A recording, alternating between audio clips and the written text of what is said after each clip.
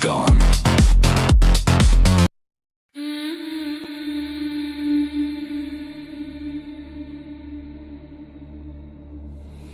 You see it. You hesitate. I don't.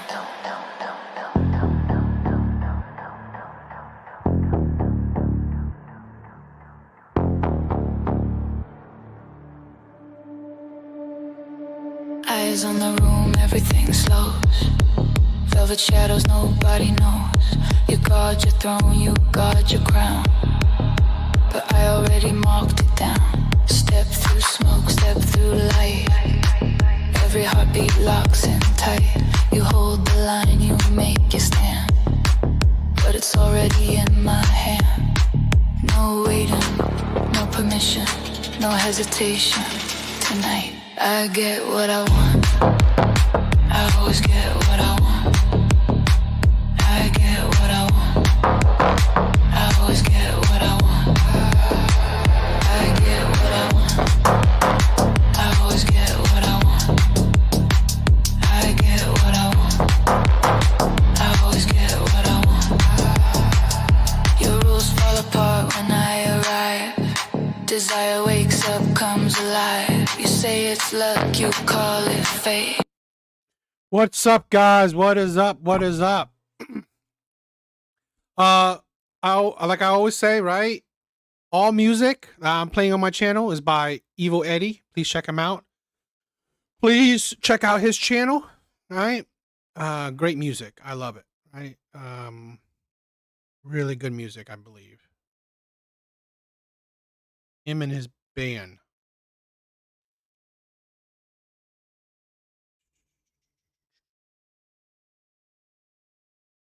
All right, so tonight I have quite a few videos that I will be reacting to, essentially showing off the insanities, delusions, hypocrisies of feminists, of your modern day women, modern day feminists. I've said this countless times that I believe feminism is a poison on this earth. Okay.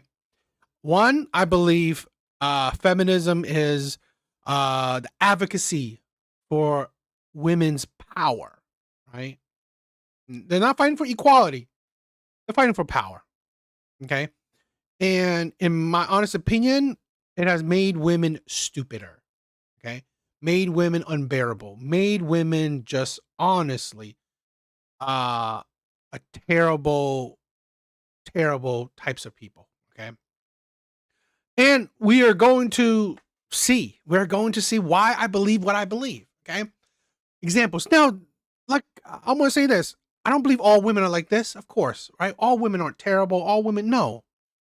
But I believe the women that have clearly been poisoned by feminism, those women are absolutely heinous. Absolutely heinous. And in my opinion, you know, they are the root of a lot, if not all, of our modern day problems. And, you know, we'll be talking about this, right? We'll be talking about this, but I wouldn't mind them going extinct. Now, extinct in a way that, you know what? They don't produce the next generation, okay? Because these women are poisonous. So I don't believe that these women should be producing our next generation.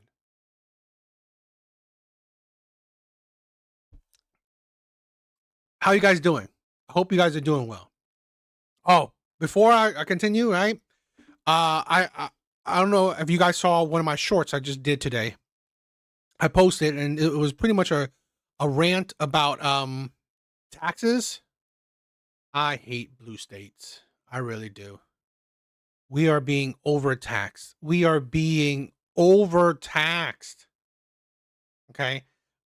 It's, man, if Trump can do anything, it's just tax us a lot less, right? I mean, like a overall less tax. If he could do that, he would be the greatest president, in my opinion. Right? If he could do that, I don't know how that's working because, you know, Democrats will fight you on it. Democrats want to tax you to death. because I had to pay a hefty amount in taxes, and I'm just I don't know. It's just depressing, right? It's just depressing. Being taxed to death is absolutely disgusting, in my opinion, because how can you, right, move up the ladder when you're being taxed at every step of the way, okay, and heavily taxed? So if you're trying to, pass a certain threshold, you're being taxed to kick yourself back down. I just think that it's, you know, disgusting. And it's overtaxing, right? I believe it's overtaxing. Particularly, this is why, I will get even more mad when I see things like fraud in our system, right? In our government, in our, with any kind of social programs, fraud or misuse of our money. Are you kidding me? You're overtaxing us and you're not even using our money correctly, right? You're not even using our money that actually benefits the people. Either you pocket your own, you pocket your own, you fatten your own pockets, or you use it on stupid ass programs. It's just a little rant because I had to pay a good amount in taxes, so I'm just, I was just ranting a little bit. All right, let's get started. I saw this one today, and I just had to say something. I just had to say something.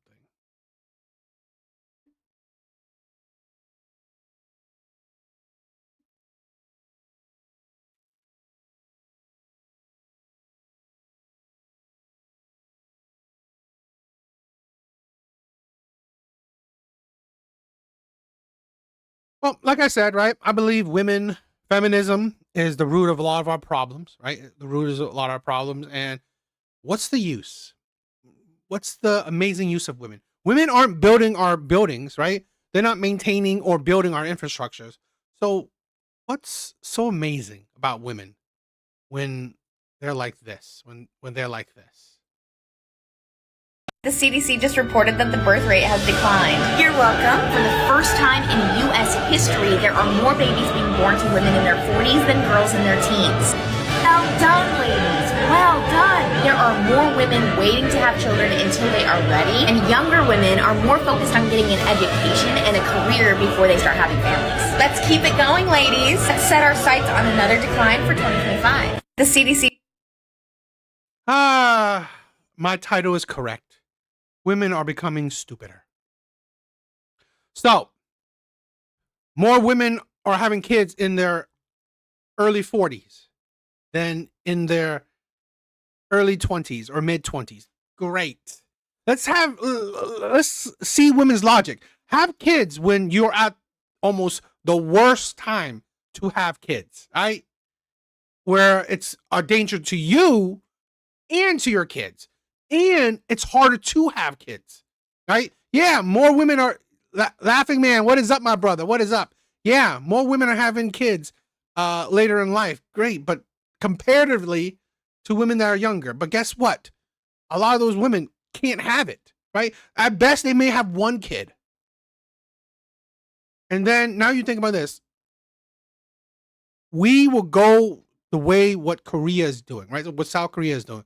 There's reports, there are studies, there are talks that in 50 to maybe 100 years they will go extinct as an ethnicity, right? In South Korea would go extinct. Feminism, woo, right? Amazing. Birth rates are low. Only women, only feminists can cheer the decline of our nation. Great. You want to focus on your career? Amazing. Focus on your career for what? What do you do with your career? All right. Guess what? Birth rates are low. Marriage rates are low. Divorce rates are high. Amazing accomplishments by feminists. Amazing. Absolutely stupid. And this is the problem, right? I say fine, right? Let these types of women die out. Don't produce the next generation because, right? IVF becomes harder. Giving birth naturally becomes harder. Getting pregnant naturally becomes harder, why give your kid a permanent disability? That's yes. You will also right have a higher chance to incur some kind of disability.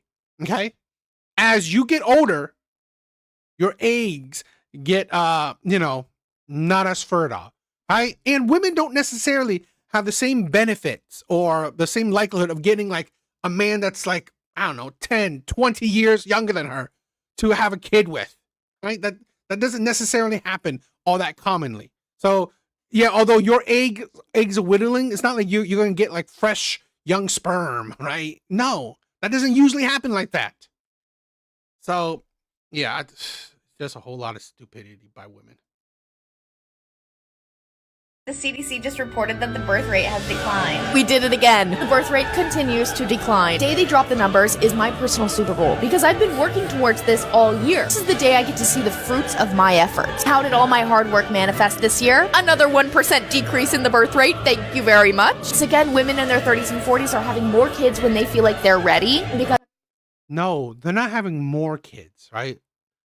30s and 40s, they're not having more kids.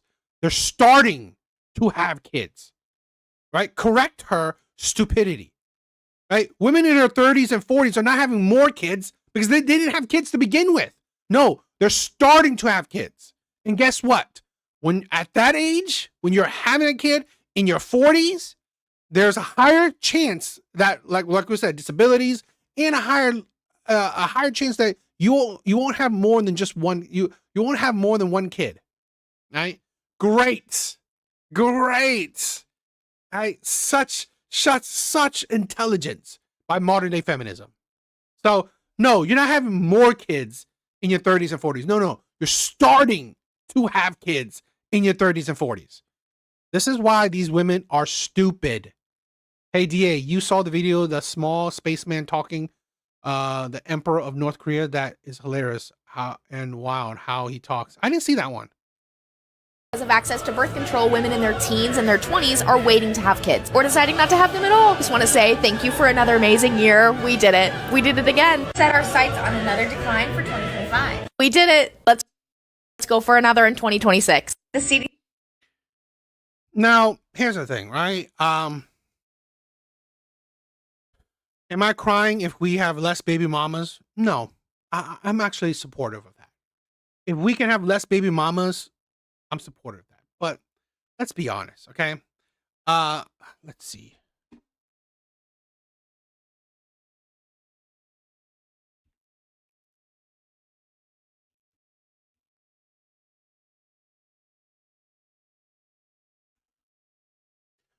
Let's be honest. I don't say that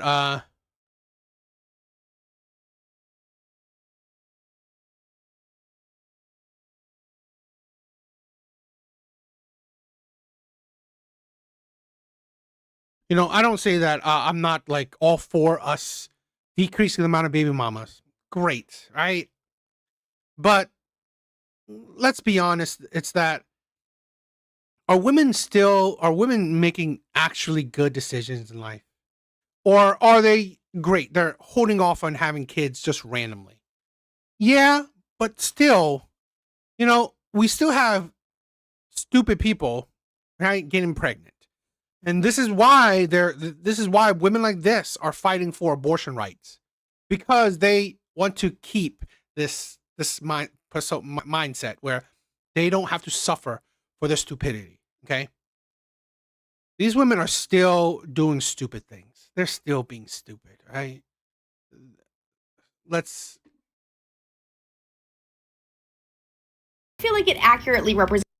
Well. The U.S. birth rate hits record lows as nearly half of 30-year-old women remain child-free. My question is, why are we using this picture? I like this picture. I don't feel like it accurately represents my feelings about the situation. There are some photos that I would like to submit for reconsideration. How about this one? I think I look pretty good here. This is my friend's sailboat that we're going to take to Catalina this summer. How about this one? This one is from when I was on a cruise. This one's a great one. This is from when I went to the Chaperone concert. And this one would be better than the stupid one that they used. This is a stupid photo. It's propaganda. This makes it seem like we are not actively choosing this life. This is the reaction I would have. I don't mind, right? Like I said, I don't mind us having less single mothers. I really don't. I just find it that are these women actually tell that to Pookie, Ray Ray, Chad, Jamal, Chad, Wong, Chad, right? Let's say if it's actually like, to be honest, it's not decreasing the baby mama situation by a whole lot. Now numbers are down slightly. Where is it? Let's see. While the rate of single mother households in the U.S. increased substantially during the second half of the 20th century, growing from 9% of children living with single parents in the 1960s to roughly 28%, right, in 2012. While this share increased for decades, data shows that rates have stabilized or slightly dropped the past decade, with 1 in 5 families. Yeah, so it's a slight decline. Okay, great. But we still have this, I believe a baby mama, right? Women being stupid epidemic.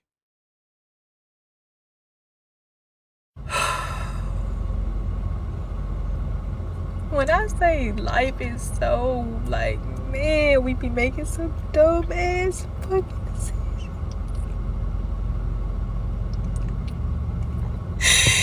It's like, I know I gotta keep my baby and I gotta do what's the best and I just gotta live, but like, I just, fuck. That's the worst shit in the world, bro. Bringing another baby into this life without having a fucking husband. I don't know why I'm doing this again. I fucking can't do it. God, I can't do it.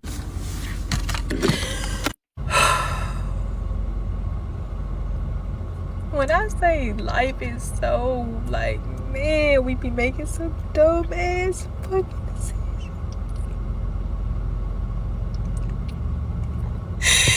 It's like, I know I gotta keep my baby and I gotta do what's the best and I just gotta live, but like, I just. So, right, a woman in her 30s, right, in her early 30s, women aren't, this is a thing where, let's be honest, I don't think that the women that aren't having kids are being smart. Then they're not necessarily not having kids out of being smart. Okay? They're just having kids because they value other things besides kids, which is fine. But it doesn't mean that they're doing it by being smart, right? It's not like, oh, you know what? I want to be in a relationship. I want to find a stable man. And I'm going to take my time with being with a stable man. Okay. Developing a relationship, being smart about it, and, whatever, right? Developing my career, developing whatever, so I can have a family. No, they're not really being like that. They're just having fun in their youth, right? Sleeping with a bunch of men. These women are still sleeping with a whole bunch of men. Okay. And focus on their career, and then pushing it off, finding a partner, right? And a family later on in their 30s and 40s. You push it until you are at, honestly, the worst time in your life, biologically, okay, to give a child, to have, start having a child. Hey, if this is the intelligence of women, it is what it is. The UK had. But this is a thing where if women don't want to have kids, which is fine. I'm not supporting women just having kids willy-nilly. But what I would say is that I think has just announced one of the most significant changes to jail terms in decades. As of today, they will be scrapping. No, not this one. Sorry. Which one was it?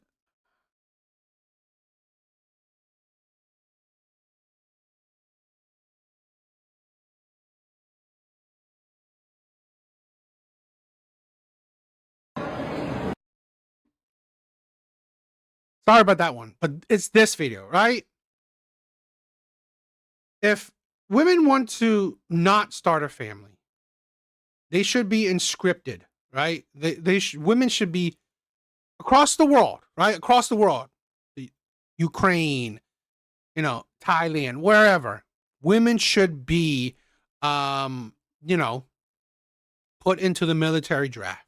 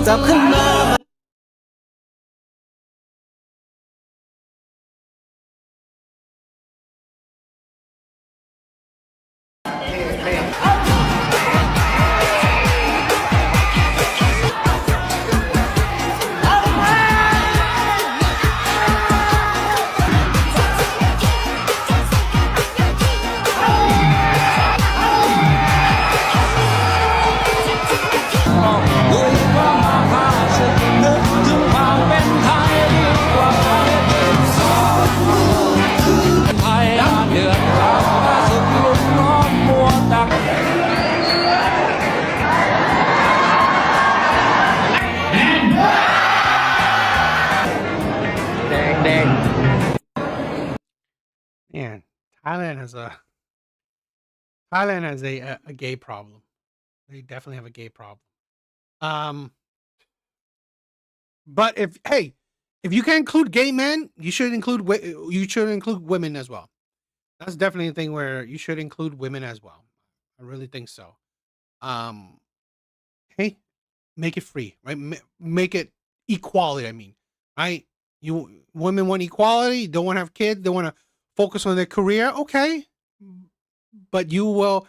I'm not saying America having that, right? But if we ever, right? I mean, we gotta be honest. If it ever happens, it will be men that will be drafted, right? If it ever happens, it will be men that will be drafted. Women do not have the fear of it. This is it's a draft in Thailand. So they do a drawing, right? A raffle drawing kind of thing. If you get red, you get enlisted. If you get black, you get exempted. A lot of them are kind of gay, right? It's kind of really gay with how they is, but whatever. I mean, it's not like you're going to a war or anything. Yeah, it's weird as shit, but whatever. I mean, I always think that I think Thailand has a gay problem. They do. It's like weak ass Asian men, which is kind of sad. It really is. I think they would benefit from going to the military. I think a lot of these men would actually benefit from going to the military because let's be honest, you're not fighting no fucking war, right? You're not going to be in any war. So really suck it up, right? If I was, what is these men? 22? Yeah. If I get drafted, I would be fucking fine. Man, I'll be fine with it, right? Particularly in places like Thailand or, you know, places that most likely that you won't see a war, right? You won't see battle because they're fighting nobody. But yeah.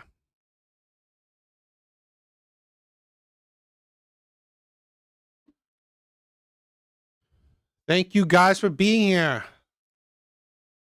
Thank you, Laughing Man. I love you, my brother. Thank you for being here.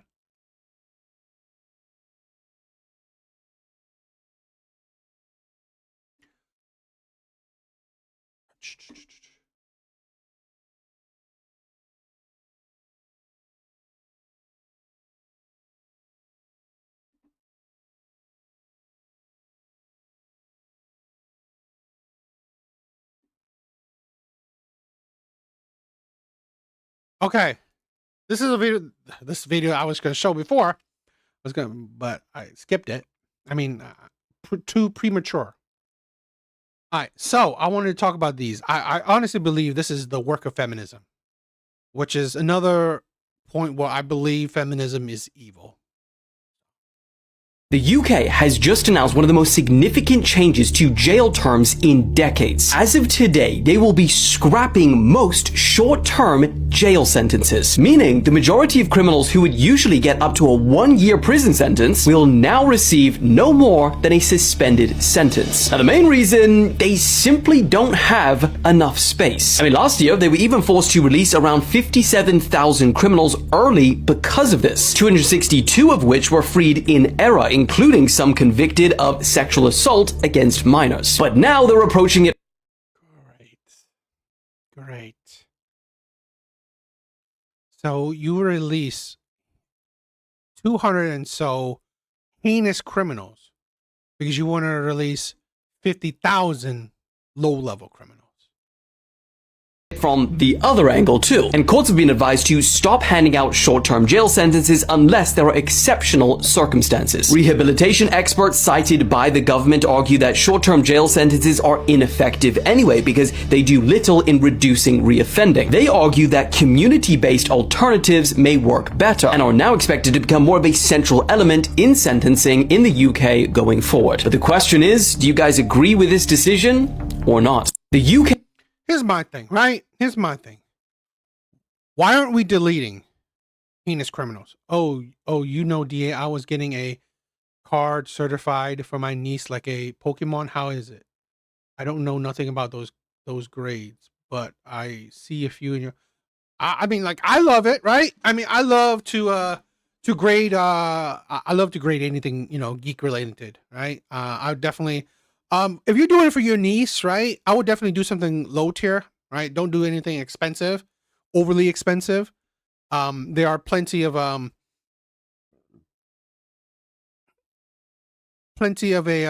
you know, cards that aren't extremely expensive. To be honest, I wouldn't even get it. I wouldn't even go buying or submitting a card to be graded. I would just, you know, buy a graded card on eBay.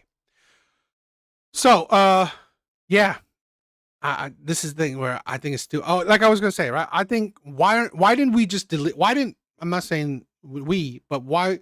This is my problem. Why aren't we just deleting heinous criminals?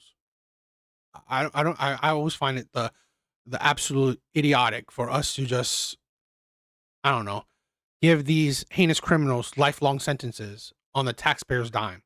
They should be deleted. These criminals, yeah, maybe a criminal that has 1 year, maybe community service. Okay, I get it. To be honest, if a criminal is going to receive 5 years, he should definitely receive 5 years, right? But a criminal, maybe a 1 year, yeah, maybe some kind of you know, community service or whatnot. I just don't think that, you know, rehabilitation works all that well, particularly not in, you know, I don't really see it anywhere that's effective. So, you know, but I just think that this is a slippery slope, you know, where we are being light on crime. And my problem is being light on crime is already a detriment. We saw the ramifications in California, right? How even though like, oh, these thief charges are, you know, so they're not that big of a deal, but hey, it's made corporations go bankrupt. It's hurt small businesses as well. It's hurt neighborhoods. It's ramp up crimes. Like, oh, I can steal, but you know, I can steal a whole bunch of shit. No, I'm not getting arrested for it. That's only going to create lawlessness, right? That's only going to create chaos.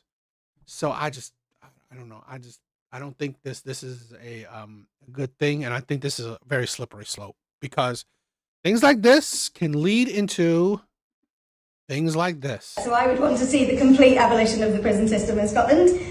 Prisons are not safe, they're violent, they're really poor for people's health and well-being, particularly if you're a woman, and they fail to support rehabilitation. So actually they don't make those of us who are not breaking the law safer either. So people are rehabilitated, they do reoffend. So we would definitely, that's an ultimate goal for the Greens, is to not have the prison system as it is right now. In the meantime, we would massively want to reduce the number of people we are sending to prison. So I would want to see the complete abolition of the prison. What would you do to these people? Right? The abolishment of prisons. Okay. So what are you going to do? Rehabilitate killers? Right? Killers, murderers, I don't know, abusers? Really? I swear to God, it's like there was this thing.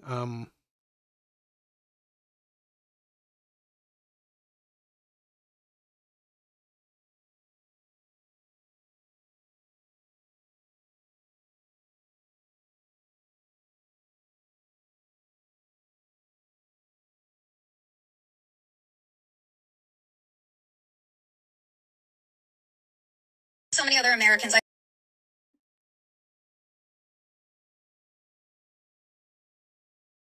We all know about this one, right?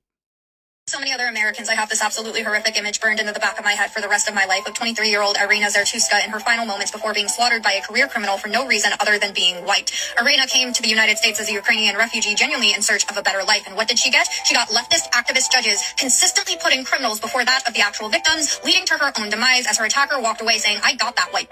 And now the leftist activist judges are at it yet again, deeming him incompetent to stand trial all of a sudden. We about to fact check this.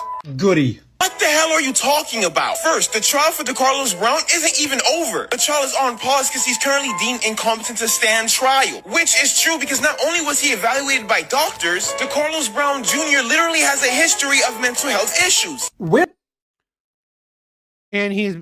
was that history when he was released 14 times after being arrested? You're not right. Ain't that the liberal party, right? Liberals, right? You want to abolish, I mean, a little bit different, but you can see the correlation, right? You want to abolish prisons. Guess what happens, right? Because you don't want these criminals in our prison system. Okay, now it ends in the death of a woman. Death of a woman. I thought your party cares about women, right? But it doesn't seem like you do. Right? You only care about your agenda. That's it. You don't care about women. You don't care about minorities. You don't care about anybody but your agenda. That is it. Because your actions led to the death of a woman. I guarantee you will see that in Scotland. You will see this in the UK because of they are adopting heavy amount of liberal ideology. Leftist ideology. This is the thing where feminism is so dangerous. Okay? It is poisoning the world. It is making the Western world extremely weak. Extremely weak. They promote, they accept the mentally ill. You're not rehabilitating anybody. The guy was arrested 14 times. Let go 14 times. Where was the rehabilitation for that man? You didn't rehabilitate him. You let him out so many times, and it led to the murder of a young girl. Like, absolutely. Like, this is feminism poisoning right here, right? You think you're so you're so edgy, you're so free, good-hearted, right? You're letting out a minority, right? A sad minority. He's so oppressed, right? Something because he's a minority, he must be oppressed. We can't just keep having him in prison. But guess what? Because your actions led to the death of somebody. The 14 times that he was let out, whoever let him out, the death of her is on their hands. But no, they wouldn't care, right? They wouldn't care. Apparently, he made his face before a fucking judge, and the judge said, hey, you seem mentally capable enough to be let back into the streets. Which, by the way, those judges should be also brought to justice. But where was that history, I ask again? He is not mentally capable. I don't know, man. I saw the video. We all saw the fucking video. He seemed pretty mentally capable of stabbing a woman to death. I don't know if you've noticed. And I've said this before. I don't care if you're mentally capable or not, right? If you are dangerous, you should be deleted. And dangerous in a way that you see the danger. The man killed somebody. I don't care if he's mentally incompetent, mentally ill. But obviously, you are useless to society. I'm sorry. You add nothing to society. You don't even add the tax dollars to society. Right? Your existence doesn't even do that. So you should be deleted. You should be deleted. This is another thing that I hate about our justice system. Why aren't these dangerous people deleted? We should not be letting these people out because they're useless to society. Why the fuck would you even take the other side? And because the trial is paused, he will still remain in police custody receiving treatment so he can be competent to stand trial. As I said earlier, he was competent enough to stab a woman to death. He should be competent enough to stand trial at its current state. Because if you didn't know, in America, the 14th Amendment gives you the right to due process. Excellent. He's due to be processed to the fucking electric chair. The Supreme Court ruled in Dusky versus the United States in 1960, which basically ruled that defendants have a right to a competency evaluation before standing trial. Cool story, bro. I don't give a fuck. And neither do all the people who want justice to be served. Basically stating the defendant must be able to consult with their lawyer and have an understanding of what's going on. Did Irina Zarutska get a chance to consult with her lawyer to know exactly what was going on? Or was she dead before she can process exactly what was going the fuck on? I mean, I don't even understand why you guys are mad. Oh, you don't understand, guys?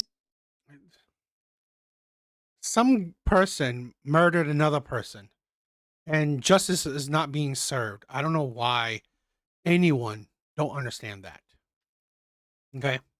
And justice wasn't served 14 times, letting out this dangerous man, this mentally disturbed man. Obviously, well, he's mentally disturbed. He's mentally ill, yet you let him out 14 times because he was arrested 14 times. So he committed a crime 14 times. I'm sorry. These people need to be deleted. Absolutely deleted. It's absolutely disgusting that these people are, are breathing our air, right? And I honestly said it's the root of feminism. It is the root of feminism. It has weakened men. It has made women stupider.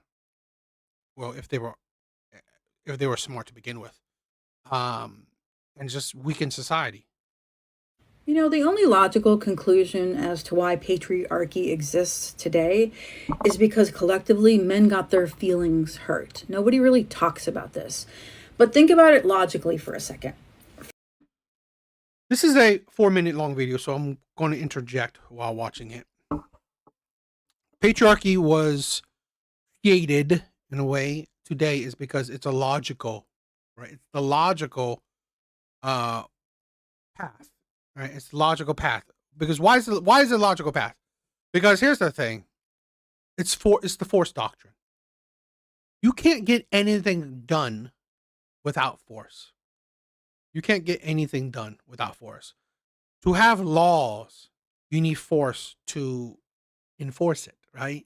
You need men who are the primary enactor of force to enforce said laws. To have rights, right? To have rights, you need men to enact it, right? Freedom of speech, right? Guess what? It's the fear, it's the knowing, the knowledge that you have force behind it. That's how you allow certain rights, right? That's how you are able to, keep on, expressing your rights. So it's force. So it's a logical sense that since men are predominantly the enforcers, patriarchy is natural. Not because of men in their feelings. That's fucking stupid. That's women shit. It's not men being in their feelings. It's just biologically, right? You gotta think. You can even look at the animal kingdom. Okay, the only way you can see a matriarchy, right, in most of any part of the animal kingdom, it's still strength. So one common thing that one common group that has a matriarchy, hyenas. But guess what? Female hyenas have more testosterone. They're more aggressive. They're bigger, stronger than the male counterparts. So it's still force. It will always be force. For most of human prehistory, hundreds of thousands of years before about 10,000 BC, there is just strong evidence that humans did not know what caused pregnancy. That's not a crazy idea, it's just logic. We had no framework for invisible biological processes. What we forget is that women have always automatically known who their children are. We gave birth to them. That knowledge requires nothing. No system, no rules, no control. There was never a reason to control female sexuality until someone decided children were property. The control didn't come from... No. Humans have always decided humans were property, right? The first traded goods, I believe, right, were humans. Humans were, I believe, correct me if I'm wrong, the first traded goods. Humans, right? Humans were always, human labor, right, is a property in itself, okay? From nature, it came from ownership. Sex happens, and then nothing visible happens for weeks, months. After 9 months, a baby appears. Early humans had no concept of sperm or microscopes or biology. And the women in early hunter-gatherer societies likely had multiple partners. There was no church telling them not to. So the connection between any one man and a pregnancy, it's genuinely unclear. For a very long time, in a sense, there was no concept at all of a father. And during all of that time, there was no real concept of a mother either, right? I mean, the whole labels thing, we put it like modern day humanity, modern day humans put labels on things. So you're being weird. Men were watching women do something they couldn't do. Create life. There's actually anthropological evidence of this. There were... I mean, this is a thing where I just find it stupid because I always hate this notion that a lot of stupid women put, right? Where's your evidence for men were doing this? Men were like, this just watching women create life. I mean, it's like, what? You're prescribing things, or you're describing things that you're not prescribing. You're describing things that you think, but you're not really giving actual evidence. Rituals where men simulated pregnancy, labor, even menstruation. Men were trying to belong to the creation process. That's just a very deep wound that we're dealing with now for a really long time. Patriarchy is just all of us having to pay for that deep emotional wound. Tens of thousands of years of feeling peripheral, as men did, to the most fundamental thing humans do is going to create some bad feelings. Here's probably where everything changed. Around 10,000 BC, humans started domesticating animals, goats, cattle, sheep. For the first time, you could watch a ram mate with an ewe, isolate her.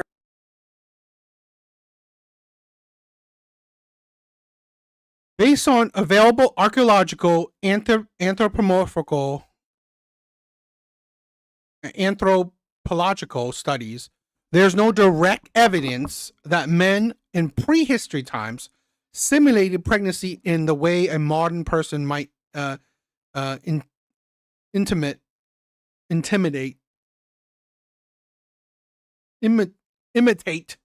symptoms. However, the concept of men participating in or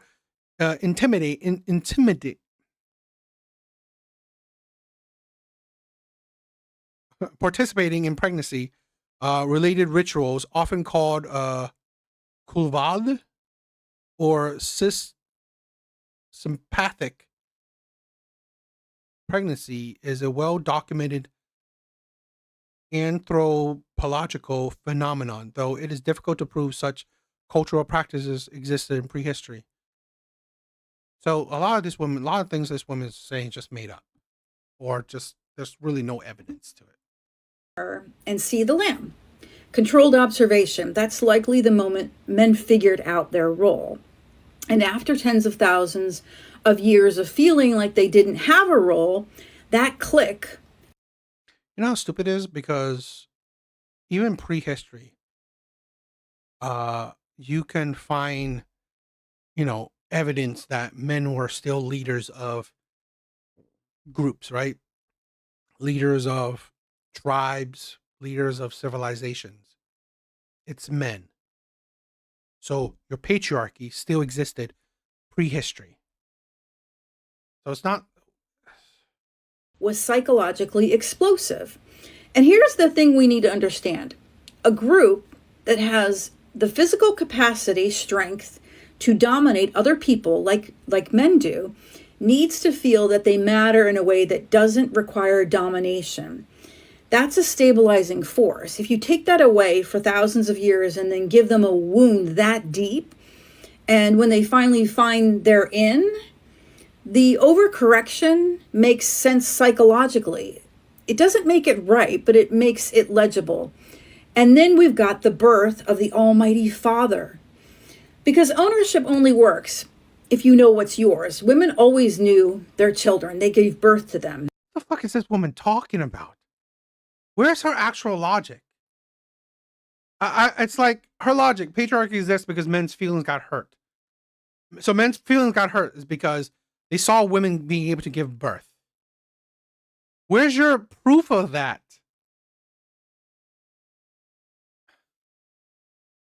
It's like absolutely stupid. Where's your proof that men's feelings got hurt because they saw women able to give birth? What? Men needed something new, control of female sexuality. And that's where marriage comes from. Virginity culture. Justin, what is up, my brother? What is up? Inheritance law, organized religion, encoding female purity. You get it. You plant an ownership flag in the ground and suddenly you need a fence all around it. All of it downstream of one moment of biological realization turned into a civilization power grab for men. We built an entire civilization on top of men's paternity anxiety. And she's just doing a whole lot of fucking word salad. So you're saying that patriarchy exists because of men's anxiety to paternity.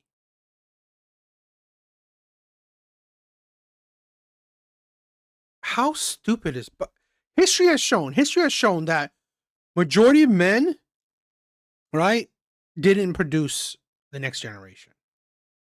Right? There's let's see.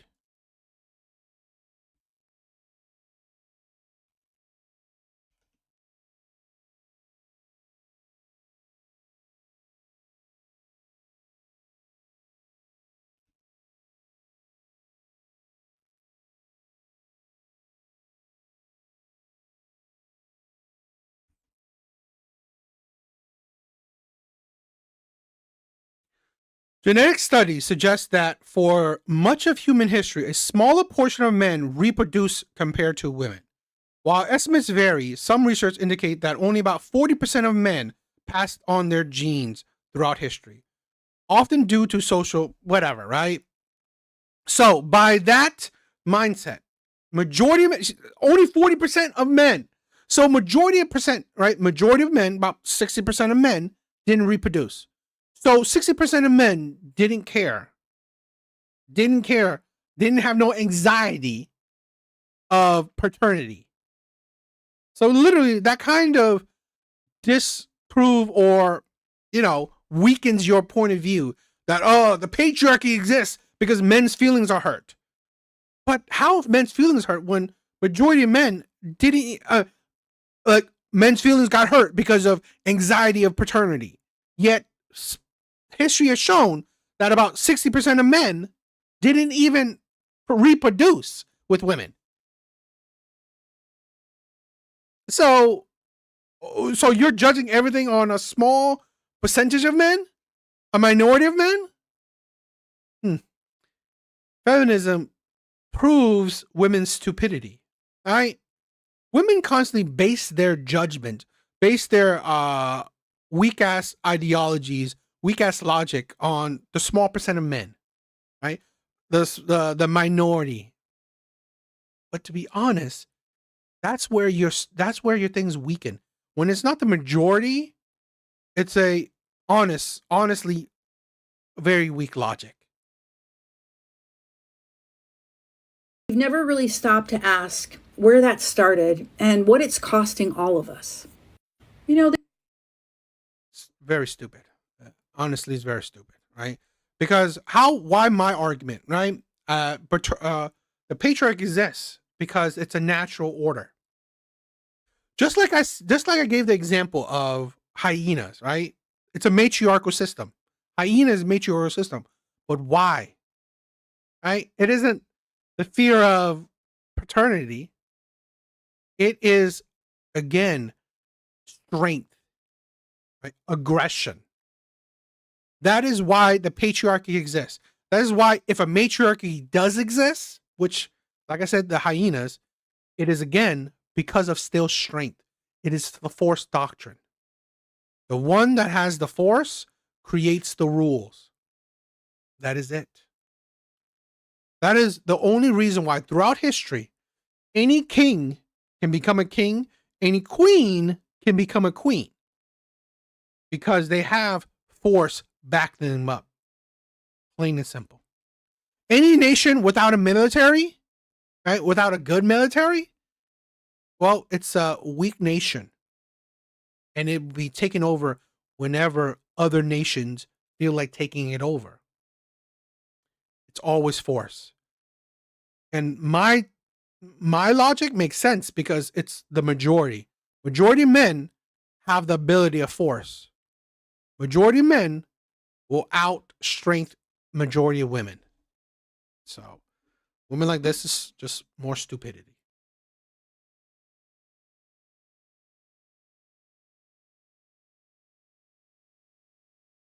Guys, thank you for just stopping by and checking out the stream. Let's do some, let me check out some Kendra G videos. Give me a minute. But I just reach and take.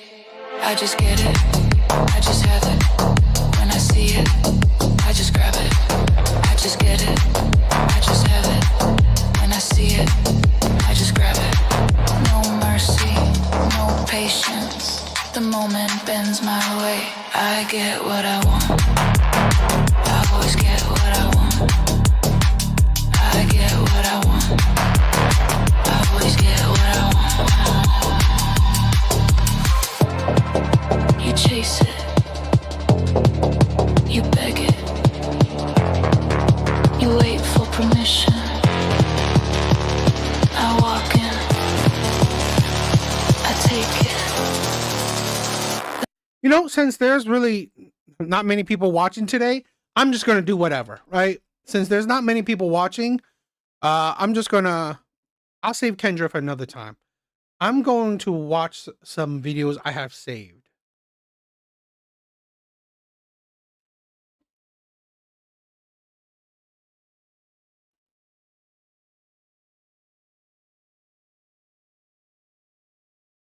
Red Door, what is up, my sister? Thank you for coming by. Thank you for coming by. All right, I have some, I have this video I've saved. I want to check it out. Since there's not many people tonight, you know, no need to, you know, watch anything. I'll watch whatever, right? So since I have some of these videos saved, I'm going to check them out. Understand how serious the situation is. It's really dystopian. A third of teenage girls have been suicidal at some point. Autism diagnoses are up 305% in the last 10 years. Gen Z are having less and less sex. Someone is lying to us here because it's just not working. Feminism is.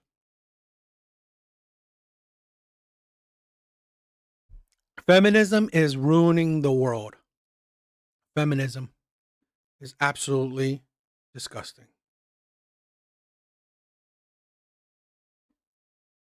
Social media company said we'd all be connected. It's quite literally turned out the opposite. Young women aren't seeing themselves as human, they're seeing themselves as products. You grow up being ranked and reviewed on everything. Yes, this is a fucking Handmaid's Tale come to life. So guys, if you now live in the UK and you don't have children, you now may be subject to the no kids tax or the child free tax. Liberal girls are way more likely to agree with statements like, life is hopeless, life is meaningless. They will tell the most horrific, traumatic stories from their childhood while they're just getting ready for the day. Stories of being while they're doing their hair.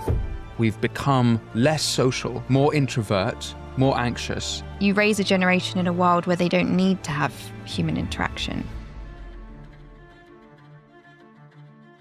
If you want to support the Winston Marshall Show and our They Want Children, only 45% of women say they want children. Only 45% of women aged 18 to 34 in the States say they want children.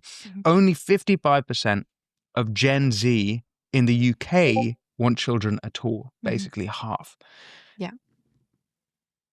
I mean, that's just a smattering. I mean, suicide rate or attempted suicide rates have skyrocketed.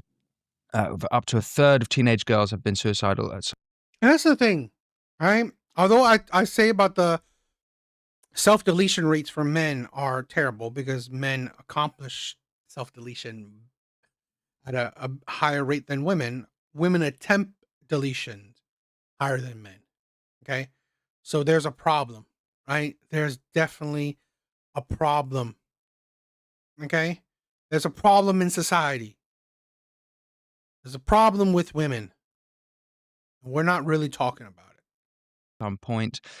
And at the same time, young people, Gen Z, are having less and less sex, and their anxiety is skyrocketing as well. Gen Z is the least religious generation in history. In 2022, 34% of them identify as religiously unaffiliated. No purpose, right? I said this before, right?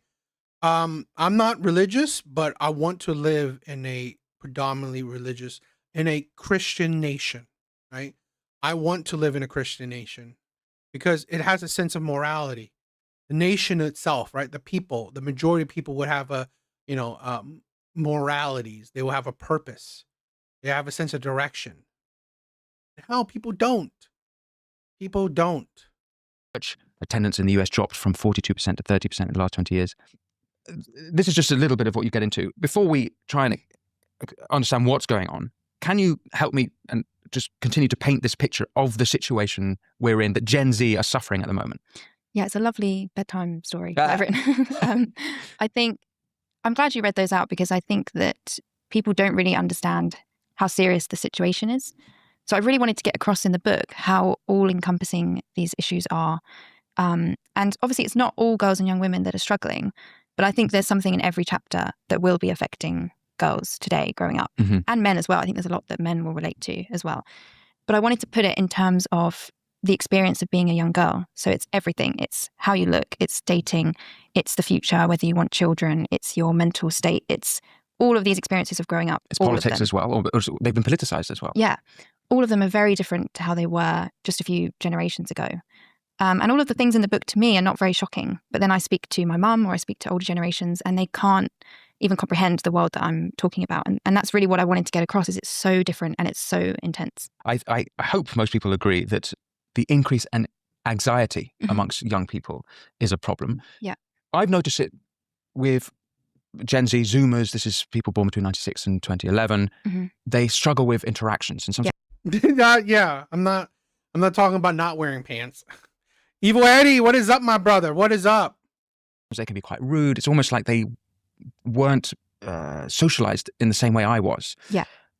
How would you describe this particular situation as the anxiety? Yeah, I think there is a chronic risk aversion among young people. And I tried to get across in the book the context for that. So you've grown up in a world with less face-to-face interaction than any other generation in history. So you've spent less time in the presence of other people. You've also had less sort of spontaneous interactions. So you're less likely to grow up with neighbors that you know in a community. So you're less likely to bump into people and just get used to being around people. Then you have a generation who've had their formative and vulnerable years in COVID, where they literally were not face-to-face with anyone. And essentially, you raise a generation in a world where they don't need to have human interaction. So I talk a lot about the substitutes and the simulations online that you can get for all kinds of things that previous generations took for granted. So you can have an Instagram community. If you need to ask for advice, you can go on Reddit. And I think this is sort of what's missing when people like laugh at young people because they can't talk on the phone or because they're anxious. It's that they've grown up in a world where they haven't really needed to practice that. And then also it's been indulged. A lot of adults have said, you have anxiety, you don't need to do that. So they've grown up in a world with less discomfort and they've not been. We are raising a weak generation. Okay. And in my opinion, it's women, right? Not all women, but I think a lot of communities is very matriarchal, right? If we have families, it's women raising the family. Women are raising the next generation of weak ass men, and weak ass women as well, right? To be honest, unbearable weak ass women, but definitely unbearable weak ass men. So Pushed as much as previous generations to get out of it. and we're having fathers just going along with it, right? I'm sorry, any father that goes along with the whole alphabet community shit, right? Just like the other day, I did the video of a whole middle school club or class, whatever. All of them are either trans or non-binary. I would give them the benefit of doubt that they're all raised by single mothers, but if they have a father in their life, that father has failed them, right? That father has failed them. If a whole class or club or whatever calls themselves trans or non-binary, all the men in their life has failed them. It's understandable that women have failed them because women in general are weak, right? They're weak-minded. So understandable, but the problem is men are becoming weak-minded as well. It is social media, and this is what you're putting the blame at the feet of social media and the big tech giants of California. Just to paint a picture, this is some more of the horrifying facts in your book. 25% of 5 to 7-year-olds have their own smartphones, and 38% of them are already on social media. Yeah, you even have something that didn't make it into the book, is you have parents who, when they find out they're pregnant, they immediately claim a username for their child. So they'll make sure that the child has an Instagram handle that is good.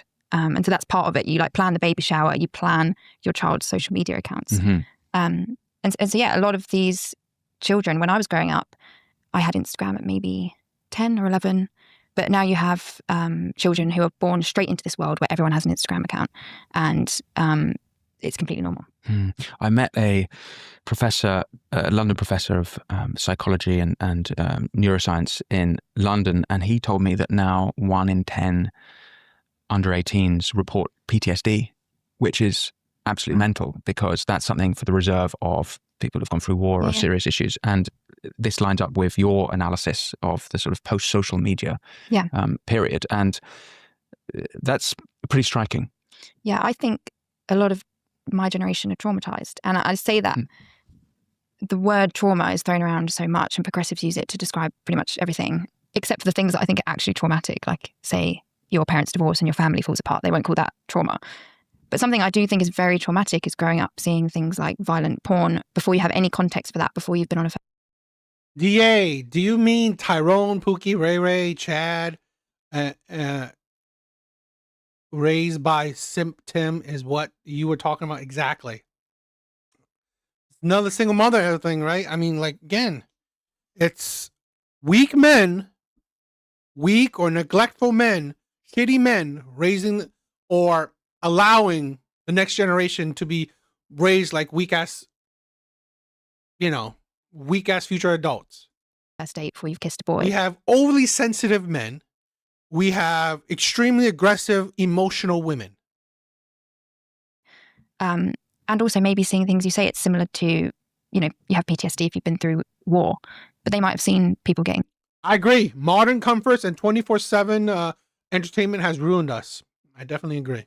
Their heads chopped off and literal murders on social media. And so I do think a lot of it has come at young people too young, where they don't have the context, and it's traumatized them. Yeah, so I come away reading your book feeling like in the name of social media and socializing ourselves, we've become less social, more atomized, more introvert, more anxious. And in fact, it's a misnomer now to call it social media. It should be called media. Social media might be WhatsApp, where you're actually socializing or interacting, but the social media platforms have just become sort of avatars for ourselves. And as you say, we've commodified ourselves through it. Yeah, I talk a lot about the sort of marketing strategies of these industries in the book, and how everything they... Yeah, I mean, this is a thing where I'm happy. I'm so glad being part of the generation that was before the change, right? I'm the generation, right? 1984, right? I was before the generation of the start of the internet, right? The start of social media. That's so I knew a bit of life before social media, before internet, before the heavy advancement in technology. So I understood what it was like before. Promise, it's quite literally turned out the opposite. So the social media company said we'd all be connected, and now you have a generation of young people who say they feel lonelier than pensioners. Then you have all of these editing apps and these beauty brands. And that's the thing also.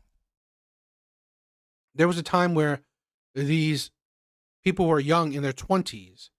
They had a family, right? They had a husband or a wife and children. That loneliness is filled with relationships that are strong, i.e. your family, right? Saying that will make you feel more confident and empowered, yet you have a generation driving the demand for cosmetic surgery. And the same with the mental health industry. You have it promising that you'll understand yourself and you'll solve your problems and you'll heal. And yet we have a generation that's so chronically anxious and introspective, and it's not helping. And so I try and lay out all of those paradoxes to say someone is lying to us here because it's just not working. Yeah. Well, I want to get into who that is and your how you think this has come about. But I still want to explore with you some of the some of the issues we're dealing with. And one of them has been the massive politicization of generations. You describe in your book Me Too situation and BLM. That was a social media issue that I got on the wrong end of in 2021. And we're seeing it still now with Palestine and anti-ICE issues. One thing I notice with all these groups is it tends to be progressive issues that dominate or proliferate on social media. And either as a consequence, or maybe it's because young women are increasingly harder to the left. Yeah. There's a recent YouGov poll from this year that shows the House of Commons, if only women aged 18 to 50 could vote, and it's something like nearly 500 seats were the Green Party. For American listeners, the Green Party... the 80s and 90s were a beautiful time. I believe it was a beautiful time. Are communist. They are anti... The leader literally advocates against property rights. They are Islamist as well. The deputy leader this weekend was at a pro-Ayatollah march in Parliament Square in London. I mean, this is hard left. Ayatollah. We are going to talk about this, right? We are going to do a stream about this. How absolutely, utterly insane. I'm sorry, these Muslims, majority Muslims, choose to immigrate outside of Muslim countries. They didn't choose to stay or move to another Muslim country or stay in their Muslim country. No, they choose to immigrate out of it. And yet they are supporting back home. You're absolutely disgusting. People like that are absolutely disgusting. Yeah. What do you make of that? Yeah, well, a lot of people think young men were radicalized, but I think young women were radicalized by social media. So the gap between young men and young women politically was pretty stable for sort of the last 2 decades. And it's really in the early 2010s that women started to lurch to the left. And I talk in the book about 2020 and BLM because I wanted to put into context, let's say you're a teenager at that time. So I was 19, 20. The amount of pressure on young women to join in on those kind of movements online and to signal your politics. And I wanted to kind of tell the story of 2020 from the perspective of being a young girl on social media. And so I actually started by talking about the Paris attacks in, was it 2015? Charlie Hebdo 2015 and Bataclan 2015. Yeah. So I remember so vividly that there was this filter on Facebook where you could put the French flag over your profile picture. And you had girls doing it, that was the first time it actually became more offensive to not post something or not do something. And I remember thinking that is really new because I didn't really use social media, but I felt enormous pressure to do this, to just lay this filter over my profile picture. And you had girls putting it over pictures of them in bikinis and selfies, and somehow that was less offensive than not posting.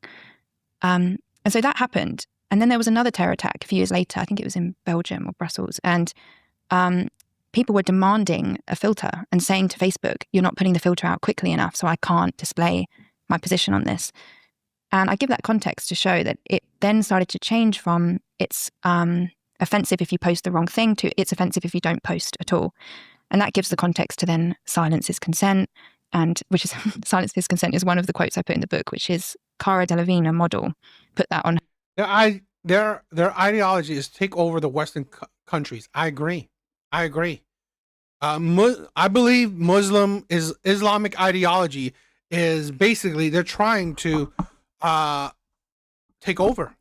I believe they purposely are immigrating outside of Muslim countries so they can spread their ideologies that honestly don't fit well with Western ideologies.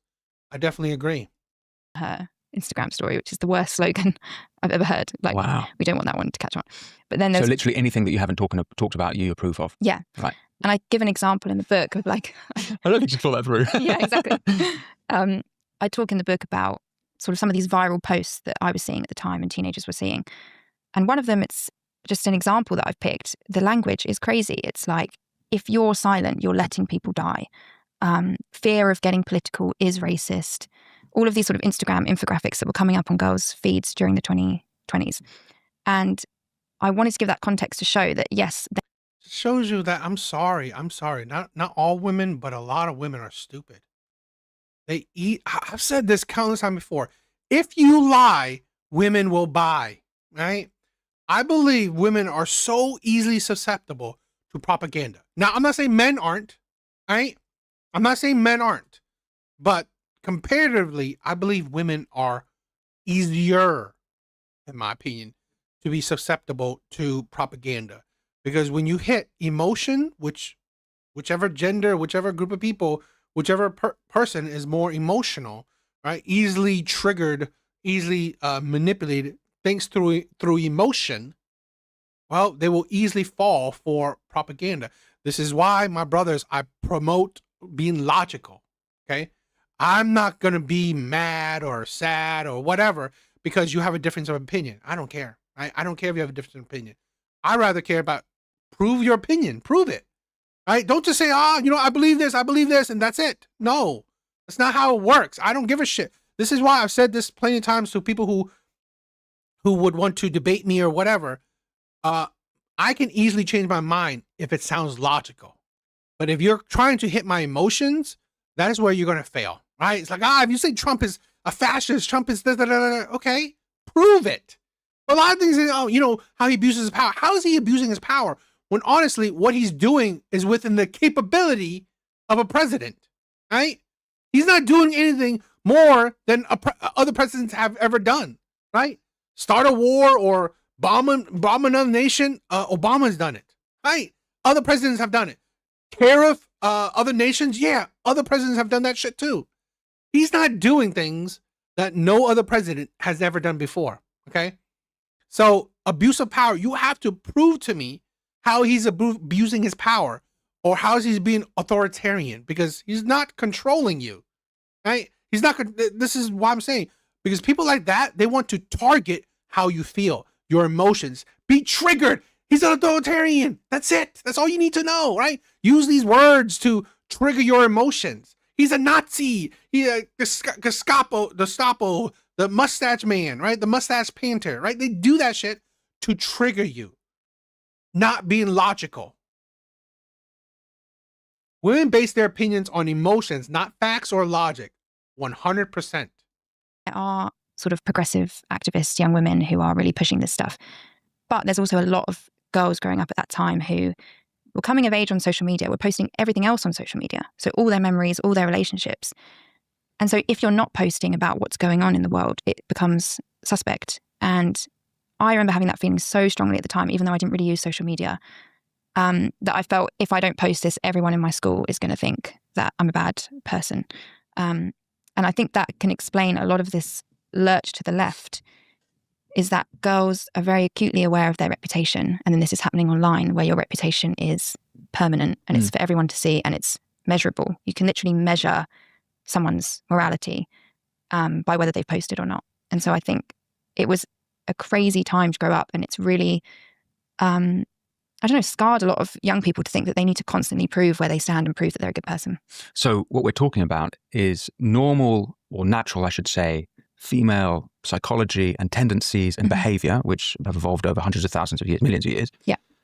or not. are And so now I think- being hijacked or massively influenced Yeah. by what we do on smartphones. Yeah. Is that what we're talking Yeah, about here? it's a Or is it something else? Is it, are these not really natural female behaviors?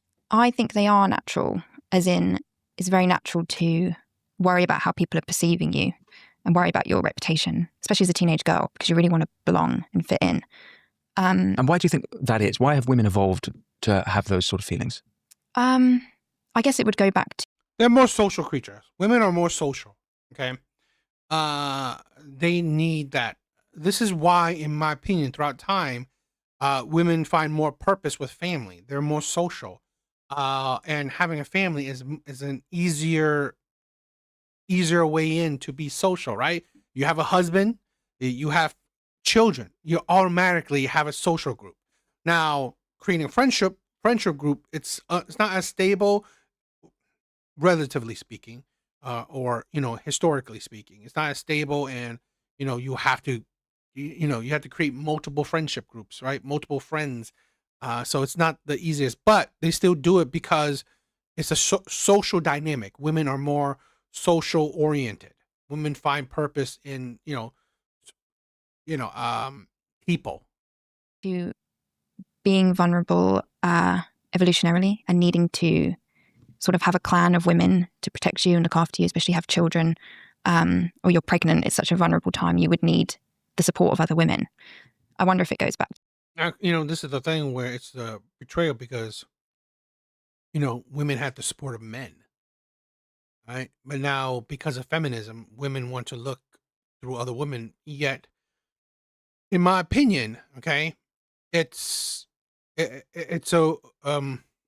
weak in a way because there were a time where women were easily able to give support to each other because the men were, providing. Right? Men were taking up the burdens of provision. Today, women are having a hard time with that because women are also going out and trying to provide, or women are the ones trying to provide because they're single. They're single mothers. They're by themselves, right? Or they're just single. They're not mothers, and they have to provide. So they can't necessarily have the time for being having a women's group and shit like that. I know this is off topic. What are those graded cards, huh? Oh, well, okay. No, it's fine. I don't mind a little bit off topic, right? I have a Otani, right? I really wanted to get this one, a baseball card. I don't like baseball, but he won the championship. So I wanted to get a card of him. Right. This is Wolverine. Right? Wolverine is my favorite character. So I got a few cards of him, right? This one is also another Wolverine. These cards are just like from blind boxes, okay? Oh, and that's another Wolverine card. That is a Dragonite, a Pokemon card, a graded Pokemon card. So, yeah. So I love geeky shit. I love to collect, right? I love buying shit. So I don't look to other women for any kind of support. Red Door, I mean, like, this is the thing. You have a family. This is why you're a matriarch. You create a family where it's everyone, right? It's like a whole tribe, okay? You're not just looking for you're not just looking for women for support. You're looking for everyone, right? Or you're the support, right? Because you're the matriarch. To that, but I think it is a very normal feeling. But the thing is with these platforms is they tap into that and they exploit it. And so I think if you were to design a machine that would make girls anxious and ruminate and also bring out their vulnerabilities, but also their vices, the worst of female behavior, it would be Instagram. It would be social media. The worst of female behavior, in my opinion, is when they're too emotional. I believe a lot of women's worst behaviors are based on emotion. When they're too emotional, it is dangerous. It's sort of perfectly designed to play on that. Okay, so before social media, what about reality would keep those female instincts in check? I think they would just not be escalated to the extreme. And so I think of family. Before social media, what kept women in check was family, was a father. Before social media, what kept women in check was a father. Right? Having a father, a strong disciplinarian. That's what kept women in check. Today, we either have no father or we have weak-ass fathers. Right? It's either or. We either have weak-ass fathers or no father at all. So no one keeps women in check. Right? Because mothers will go along with it. It's like, oh yeah, go do your thing. Like, hell, they will participate. They will participate in women's insanities, right? In young women's insanities. Because these older women want to be young or whatever shit. That is, I believe another outcome of feminism, right? Either get rid of the man or make him weak, right? Make him docile, make him a doormat, make him spineless. Sort of a recurring theme of the book is that a lot of these things begin normal and become very warped by social media. So, for example, mental health discourse or mental health trends. When I was young, people would start talking about their mental health, their anxiety, their depression. It seemed like a good thing. It seemed like a healthy impulse to share and raise awareness. But because of the nature of social media, the incentives, you have influencers who need to become more and more extreme to get clicks, which means they're intent on making these disorders as relatable and clickable as possible because they want to make a video to say 5 signs of autism and have as many people relate to it as possible.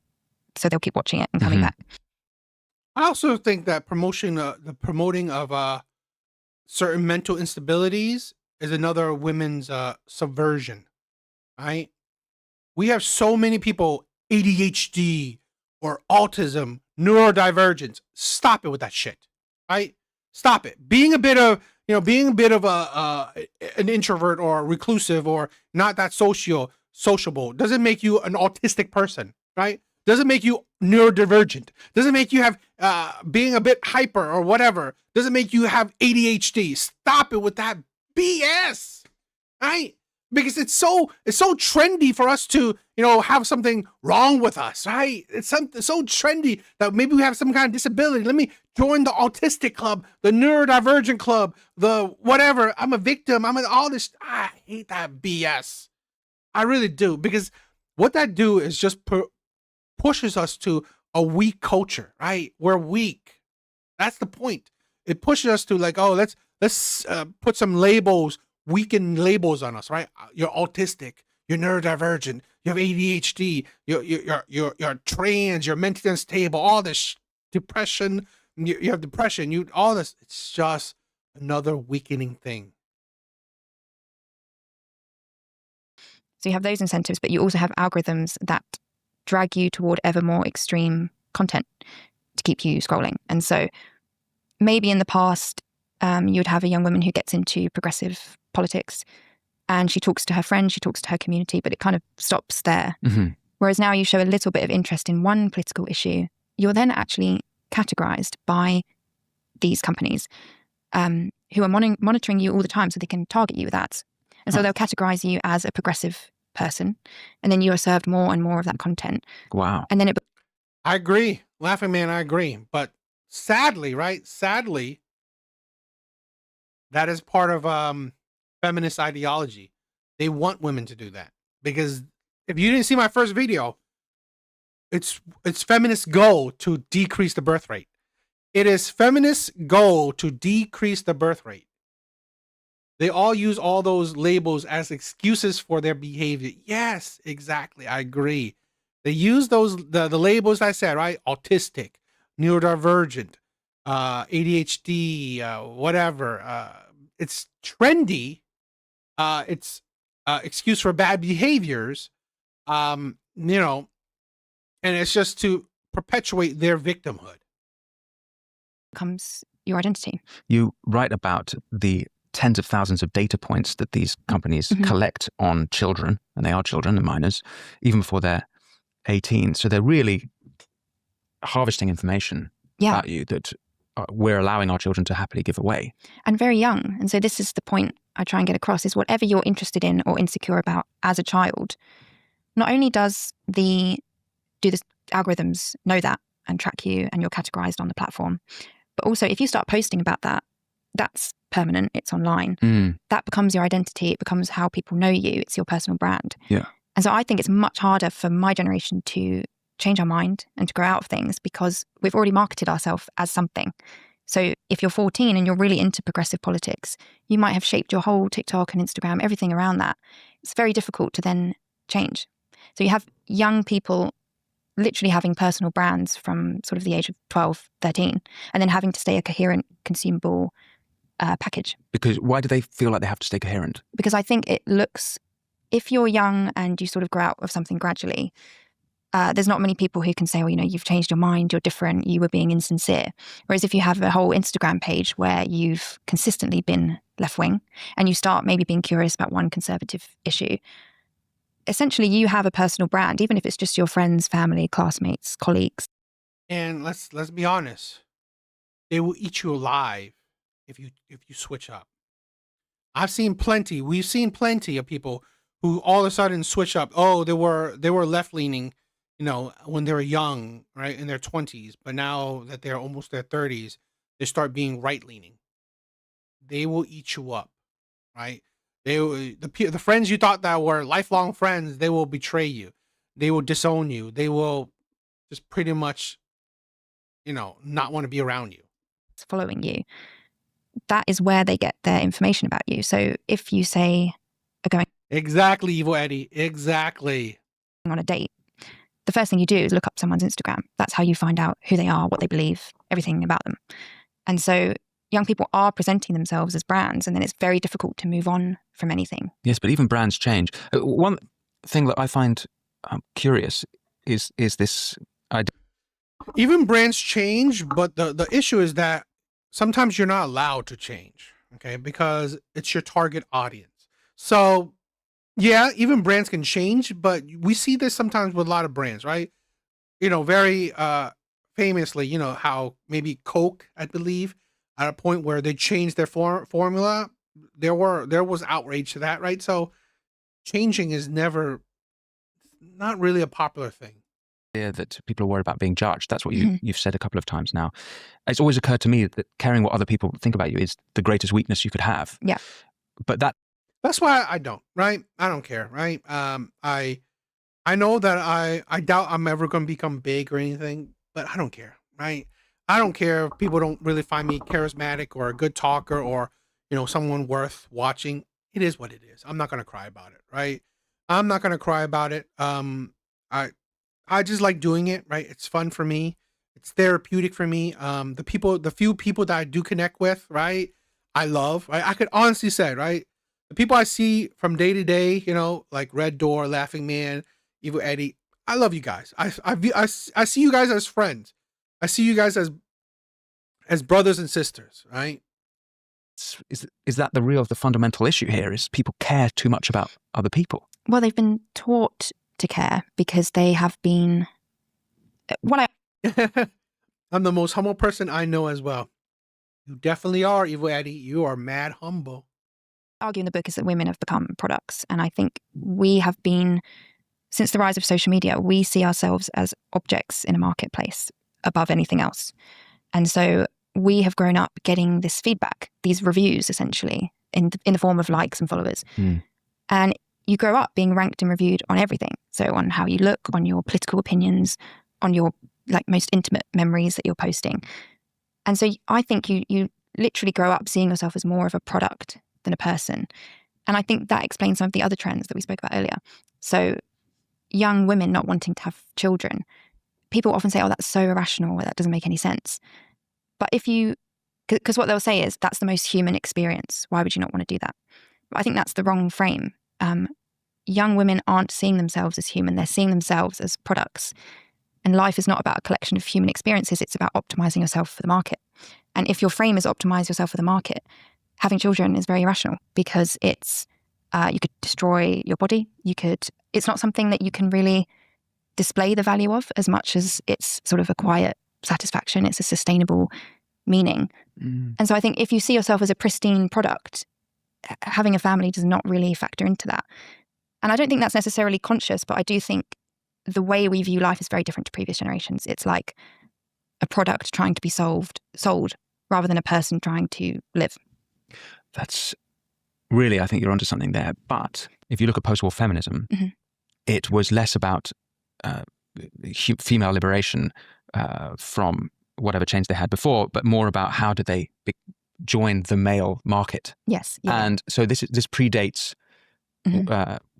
social media by some time. Do you see it as a continuation of the same thing? Yes. So I was actually talking to Rusty Reno of First Things about the post-war consensus. Yes, R.R. Reno. We've had him on the show. We did an episode about he's this. Amazing. Yeah. He's so good. And it's very interesting to me because I'm more interested in relationships. I'm really into sort of the interpersonal side of all of this. But Rusty's telling me about that, you know, there was this posture of openness after the war, and you have to be open to all of these ideologies and cultures, and you have to have a constant willingness to embrace other people and ideas, and you can't be protective of sort of your own culture and beliefs.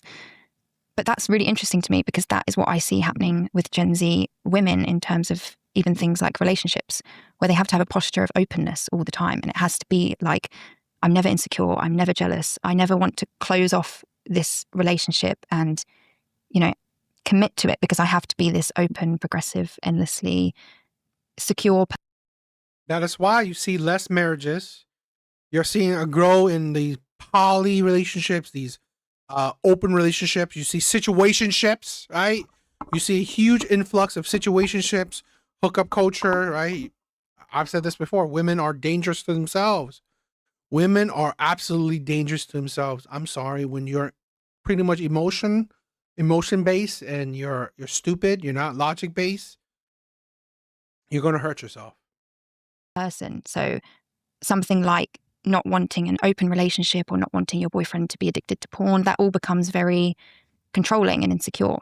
Yeah. And it's very interesting to me that I think these trends go back way further than social media, in that there was this cultural push to be more progressive and open. And I think that's hurt a lot of young women in ways that maybe they don't even realize. Yes.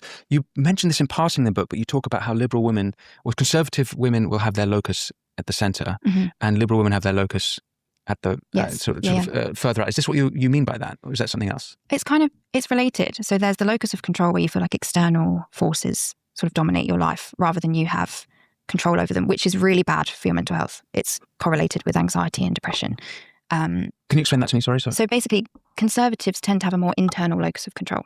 So they tend to have a disposition where they believe they are in control of what happens in their life. Agency. Yes.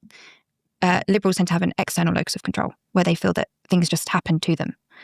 And Gen Z as a whole has shifted more external since the 2010s, but particularly girls, and even more so liberal girls. So since 2012, liberal girls are way more likely to agree with statements like, life is hopeless, there's nothing I can do, life is meaningless, those kind of things. So there's that going on. But then there's also... Well, because you think about this. What is the purpose for conservative women? A family. That is the purpose. A family. What is the purpose for progressive liberal women? Right? A job. A job. Because most people, right? Let's stop letting social media fool us. Most people will have just a job. You will have a job. Most people don't have a career. Most people are not out here having a career. Even if you've gone to college, majority of people, a good amount of people, aren't, in a career. They're in a job. Something that they don't like. Something they're doing to, sustain life. Okay, something that may not be as high paying. And how's that giving you purpose? Clocking in every day, 9 to 5, doing a job that either just gives you paycheck. I mean, you're living off paycheck to paycheck, or you don't necessarily enjoy. Wage slaves, exactly. Right. So, what is the purpose for liberal women today? And this is why a lot of them, right, are so active in all these movements, right? For Palestine, for, you know, the alphabet community, for whatever trendy shit you see. Okay? The BLM shit, whatever. Okay? This is why a lot of women jump on those things, because they're trying to get purpose, right? They're trying to find purpose. Because if your purpose is your job, which isn't a career, you have no purpose. You have no purpose. This is why men knew it, right? Throughout time or throughout modern history, men just had jobs, not careers. But, right, what gave them purpose is what's back at home. A family, okay? A family is what has given people throughout history a purpose in life, okay? This is why men go to war. A family. This is what drives nations. A family. Reproducing. Children. A wife. A husband. Hey, let's do what modern women are doing, right? Let's do what modern women are doing, right? Career, which most women don't have, right? A job, which it's just a slave, it's a wage slave. So this is why modern women are suffering, because through their own devices, okay? Right? They think they want a career, but most women don't. They're not having a career. They just have a job. Most women. But they think, oh, let's jump on the bandwagon and let's promote it. Strong, independent woman. Yeah, they don't realize that the most important thing you can ever do, man or women, is a family. All those causes are triggered by emotions, exactly 100%. And it's one of their emotions to feel needed, to have a purpose. But it's very momentary, right? It's fleeting, right? For Palestine, that's gone, right? Or barely there. For the BLM thing, that's gone. That's barely there, right? All these special movements, all these causes, they're fleeting. When I talk about sort of the post-war consensus, it's what I'm trying to get across is the dominant pressure in a liberal society is to delay things, delay commitment, detach from people, and to stay permanently available and open. And so I think this explains some of the risk aversion around relationships and commitment, because we believe that the strong independent women and the position that's sort of idolized is being permanently available, sort of suspended in time and in place. And if you step out of that, that's seen as very suspect and vulnerable and dangerous. You have to keep yourself endlessly open to options, basically. And so a lot of people they say, oh, there's so much pressure for women to settle down and to have children. And I've actually argued the opposite, which is that I've always felt the opposite, which is pressure to stay single and suspicion if you commit, especially too young.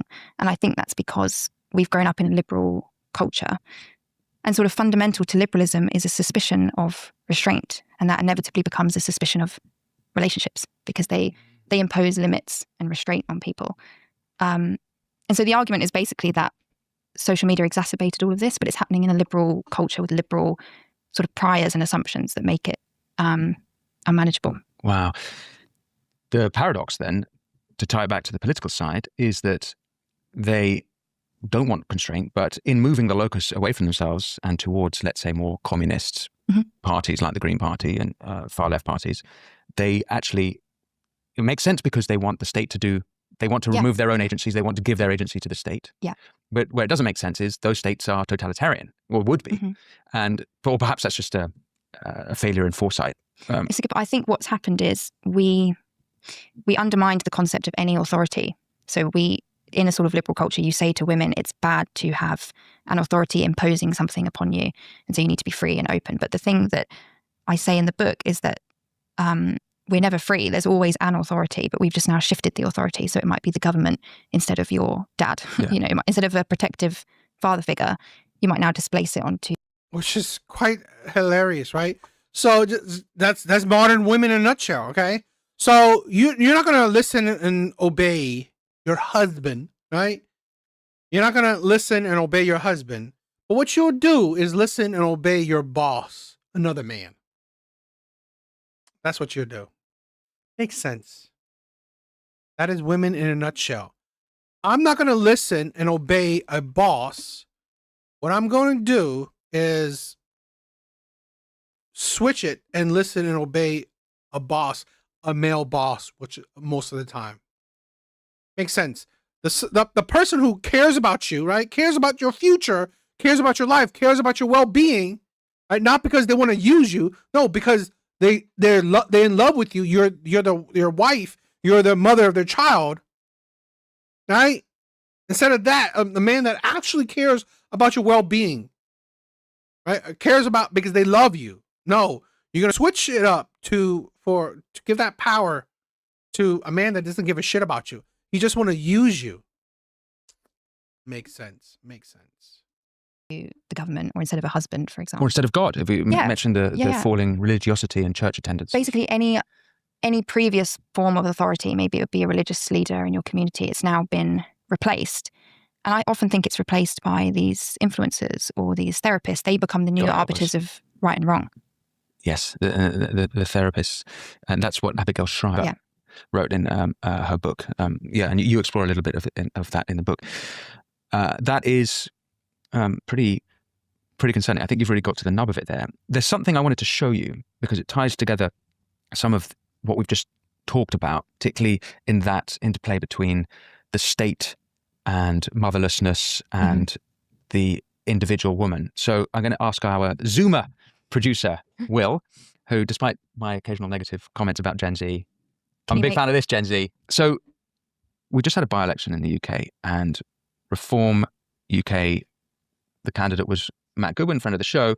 And on the campaign, he talked about policies to encourage women to have children by removing tax. And this was exactly what they're doing in Hungary, and it's had some results in Hungary. Yeah. But I know you haven't seen these. This is on TikTok. It's had over 1 million views, this first one. So we'll play it to you. So guys, if you now live in the UK and you don't have children, you now may be subject to the no kids tax or the child free tax, of which may be implemented now under a Reform UK government. You see, under this new policy, people who do not have children should pay more tax. You heard that right. Instead of actually helping those or giving benefits to those who have more children, let's penalise those who chose to not go down that financial and mental route. Now, to be specific, Goodwin, a Reform UK candidate, actually proposed this as the negative child benefit tax. And the purpose is quite literally in the name. It's to tax anyone without any offspring and to actually remove personal income tax to any woman with more than 2 children. He frames this to reinforce family values alongside reinforcing the nuclear family. Now, already, don't you think it's very interesting how they surround this entire thing around women, not men and women? It's almost as if they know that this is going to be specifically and disproportionately targeting women. Because women are the gatekeepers of sex. Women are the gatekeepers of sex. Now, I agree to give benefits to families instead of taxing childless women. I kind of agree, but we also think this is a thing where I think that there's even giving benefits to families doesn't necessarily tackle the issue why women don't want to have kids. Okay? It doesn't necessarily tackle the issue that modern day women don't want to have kids because, again, the keeper of sex and reproduction. Yes, exactly. Snotty slung lips. Yes. But yes, that's the thing where women are more and more women don't want to have kids, which is. It is what it is. I'm not on board with trying to force women to have kids. In my opinion, I've said this before, right? My brothers, get a passport. Get a mother effing passport. Travel the world, right? I would be on board with us as a collective of men. Stop reproducing with Western women. I'm sorry. These women should not be producing the next generation. Get with a woman abroad, right? Get a wife abroad, right? Get a woman that is more conservative mindset. They want a family, they want to be a wife, they want to be a mother. There are plenty of women like that. Okay? In Asian countries, right? Certain Asian countries that are not not affected by feminism. African countries, Caribbean countries, whatever, okay? Get a passport, find a woman outside of the Western world. Because sadly, most women in the Western world has been poisoned by feminism. So my brothers, let these women die out. right? Please don't reproduce with these women. Don't let their poison spread to the next generation. Find a woman outside of your country. With this tax. And so if you need any more of a reason to vote against this godforsaken party that's actually... I agree. Liberal white women are disgusting. And they should not, right? They should not be reproducing. They should not. Give women what they want, right? Child free, right? Let them be child free. They want abortion so badly. They want to be child free so badly. Awesome, right? Awesome. Trying to poison this country, and if you want to respect the autonomy of your own body and not feel pressured to do anything else with it, maybe, just maybe, you should vote against this madness. Exactly what you said, the idea of autonomy. Yeah. And the language there, plus, and how it crosses over to the political side. I've got to show you another one, because it's also... So Reform UK now want to tax women who don't have children. You could be forced by the state to have children. To every single woman in the UK. Reform UK's candidate for the by-election in Gorton and Denton, Matt Goodwin, has suggested imposing a negative child benefit tax on women who do not plan to have children. And yes, this is a fucking Handmaid's Tale come to life. This proposal does affect men and women, but it is targeted towards women mainly. If this was ever to be passed, there would be pressure on women to have children when they do not want children in order to financially survive. That's a direct attack on fucking women's rights and human rights. But let's not worry too much about human rights, because Nigel... Again, I'm not a big supporter of taxing people, right? I'm not. If you watch the start of the stream, I was ranting about being taxed a lot. Yeah, I'm not a big supporter of, let's tax our people more. No. Okay. To be honest, I said it, I agree with giving more benefits to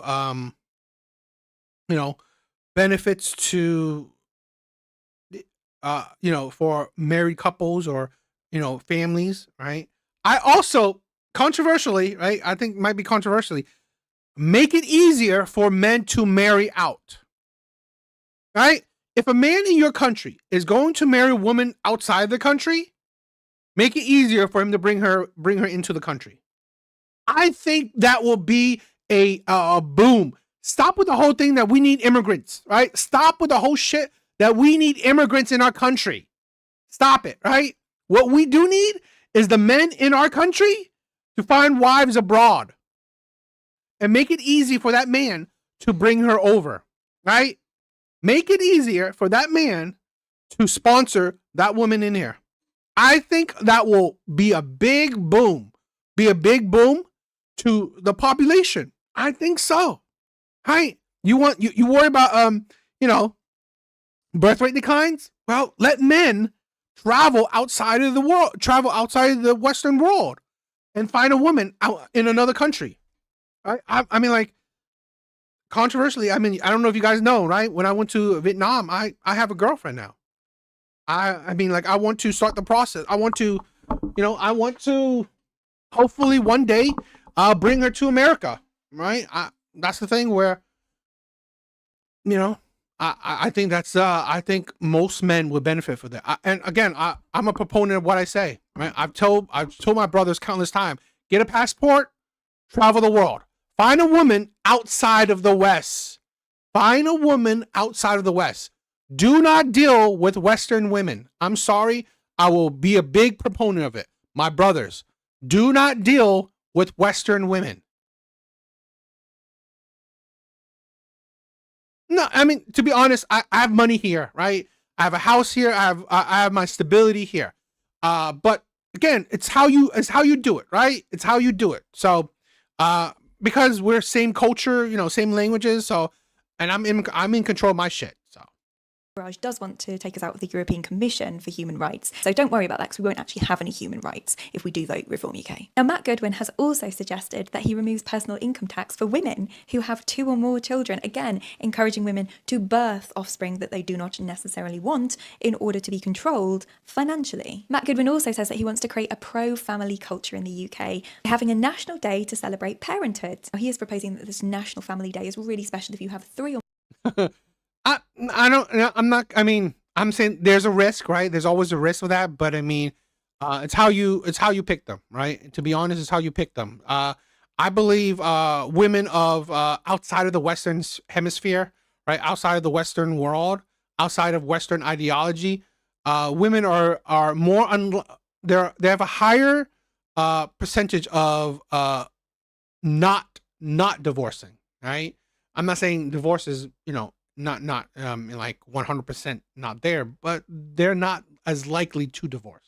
More children, because you could receive a telegram from the king. Plus, I'm definitely going to do a prenup. It doesn't even matter who I'm going to be with.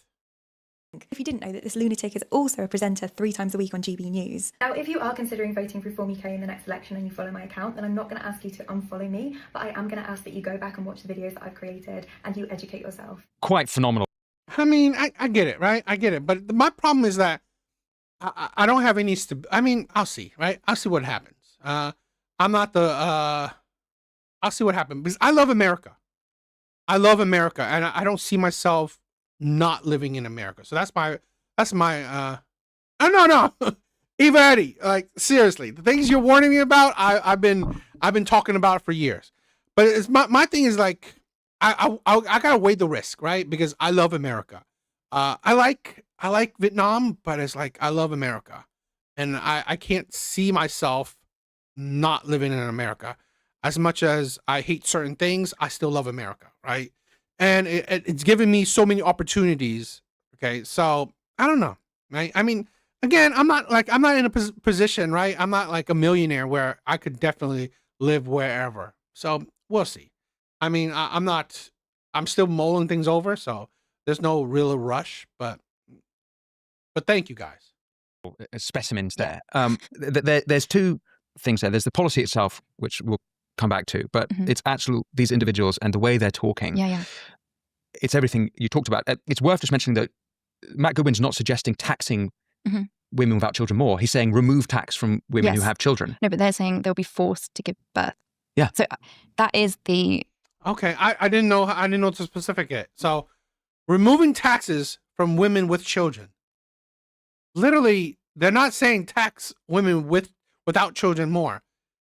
So it's like see, that is right there. That is the emotion, right? Not logic.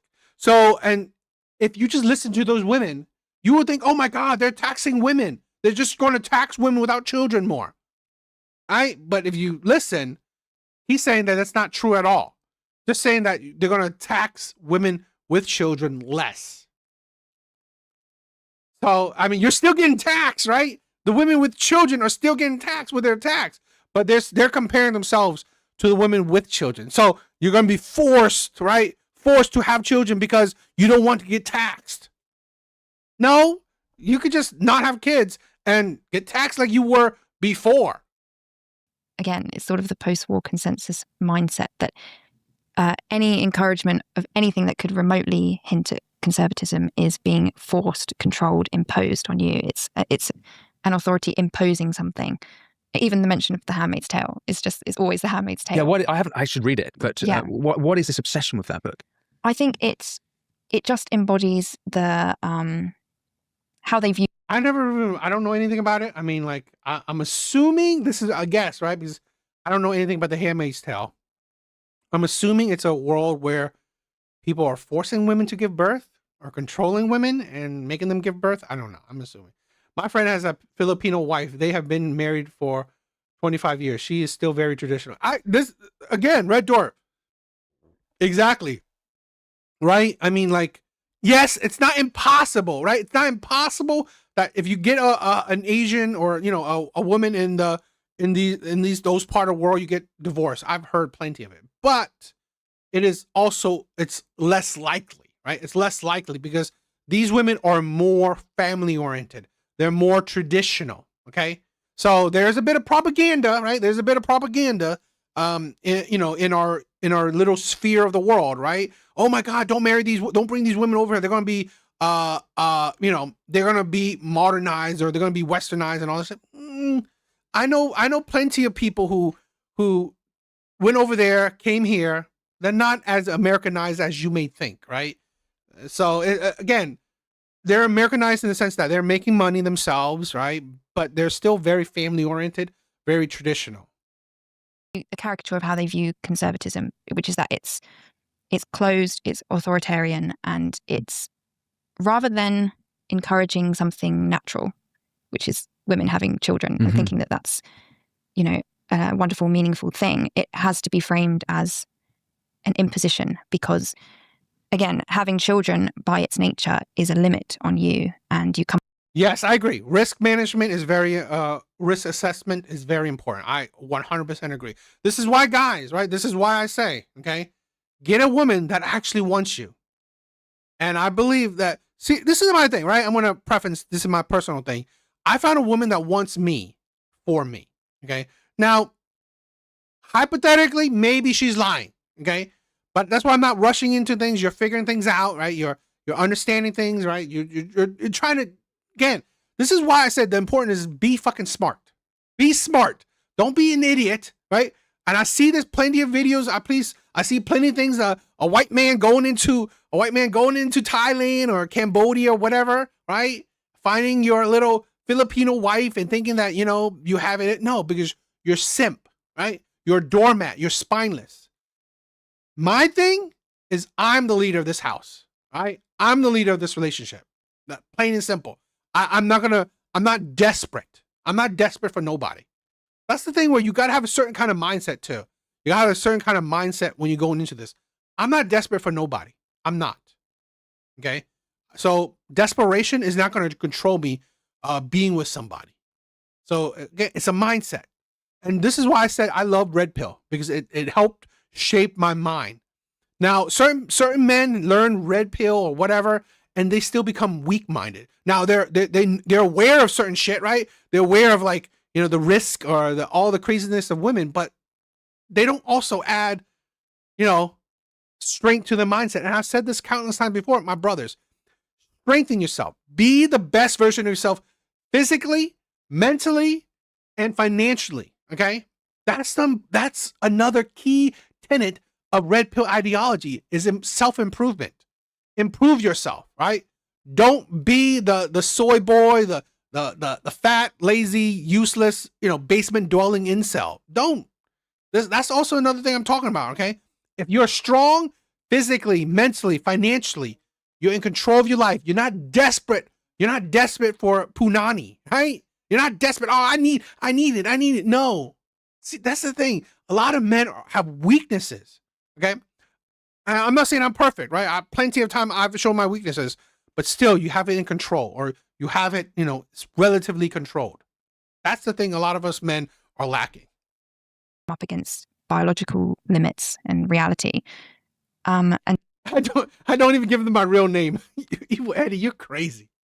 So it's framed as something authoritarian imposed on women rather than, you know, a lot of conservatives just think family is the most important thing. And any attempt for them to encourage family is seen as an attempt to attack and take away the rights, the human rights of women. It's such a tragedy. Lionel Shire came on the show and she talks about how it's similar to what you're saying. Motherhood has become low prestige. And I do think this goes back to the war, specifically Karl Popper and his open societies. Child-free trends. So... Like we've just watched there. Yeah, but sort of the glamorization of a child-free life. So all of these women showing their sort of child-free days where they have ultimate freedom and they can do what they want and they can afford all of these things. So they have double income and they sort of show how amazing that is online. There's one girl who has a viral list of all the negatives of motherhood. There's another one who does a free birth control series where she reacts to horrifying clips of motherhood and toddlers. So she'll find like the absolute worst health outcomes that could happen when you're pregnant or when you have children and share them every day to help young women decide not to have children and to show them how irrational and inconvenient it is. And I wanted to get across in the book, you know, that is so tragic. And it's not just tragic because, you know, every woman needs to have children, but because it's absolutely outrageous that we're teaching young people, men and women, that having a family is an inconvenience or an obstacle to their self-actualization. And something I argue is that that's very often the path to self-actualization is through other people and through family. And I think it's really cruel that that's such a dominant message online and in the spaces where, you know, young women, people laugh at sometimes when I talk about TikToks, but that's where young women are. You know, they're spending hours and hours a day on TikTok and on these platforms. And if this is popular content, it is pretty representative of what they're seeing. And so I just think that's such an outrage that we're teaching young women that it's conservative to want family and to value family above all of this other nonsense, above all the above consuming and working and sort of scrolling alone. Yeah. You know, that's sort of what I say in the book is. I said this right. I think modern day women, Western women, are self-destructive. They want to destroy themselves, destroy the people around them, and destroy society. They are self-destructive. They want the downfall of society. Maybe subconsciously, maybe, maybe not, but they want the destruction of society. This is why you go to a different country, find a woman that isn't as self-destructive. She wants a husband. She wants a family. I said this before. This is the key, right? This is the key thing to why it's different if you find a woman outside of the Western Hemisphere, outside of feminist poisoned culture. Okay, a woman that wants a husband, a woman that desires a family, and that is the that is the thing that we need, right? And that's the importance, right? Someone that values family. Today, modern day women, modern day feminists, they value themselves, right? That's it. The selfishness of feminism. You value yourself. You only care about yourself. You only care about women because it includes yourself. That is it. Women don't give a shit about other women. They don't. I've seen it countless times before. Women don't give a shit about other women. They only care about other women because it includes themselves. So if it benefits them, guess what? It benefits if it benefits everyone else, right? It benefits women. Supposedly it benefits themselves. That is it. Women don't care about other women. I've seen it before. Women are extremely selfish. They are more selfish than ever before. It's not pressuring young women to have children, but it's showing them what we're doing instead. And it's often very meaningless. Yeah, well, you write in the book, 31% of liberal teen girls spend more than 5 hours a day on social media compared to 13% of conservative boys. But what you say of finding actualization in the other, that is fundamentally Christian. That is what the teachings of Christ is and if you read scripture, it's absolutely the message, give yourself to the other. And if anyone practices that, it is the most fulfilling thing. It doesn't have to be a family. It doesn't have to be having children. It can be your neighbor. Love your neighbor is the second commandment after love thy God. It's investing in other people, and that is where fulfillment is. So it seems to me this whole ideology that you've described, and I've covered it at some length in the show, this back to post-war and this sort of hyper-individualism is anti-Christian. Yeah, and that's why I was actually drawn to and curious about Christianity, because I grew up in Essex. I had sort of atheist family. I don't think I actually spoke to a Christian until I was about 23. I just had never encountered it at all. And the reason I was curious about it is because I was so desperate. Exactly. Red door. Exactly. I was talking to somebody, right? She said the best bosses she ever had is a male boss, because he usually supports her. He usually pushes her to do better, to try to get promotions. While she said all the female bosses she's had were competitive against her, right? Would try to, one up her or derail her career. I'm telling you, right? It's like I said, women only care about other women when it benefits themselves. Because I believe feminism, a key tenet, personal opinion, a key tenet of feminism is selfishness. It is selfishness. You gotta care about yourself. You're the only thing that's important. Al Bundy says, don't try to understand women. Women understand women and they hate each other. For some form of, direction, right and wrong, but also what you just said. I felt that there was so much pressure to self-actualize alone. So to become the perfect product, to optimize yourself, to heal yourself, to do all of this. And I also think this is why women always say, there's so much pressure to settle down and to get married. I think what they're actually talking about is there's so much pressure to cram all your self-actualization in before you do that. And so they're like, there's all this pressure to do it. I'm running out of time. And it's because they're being told, before you have children, you need to heal yourself. You need to be educated. You need to be enlightened. You need to love yourself. You need to be independent. all of these things that actually sometimes you need other people to do.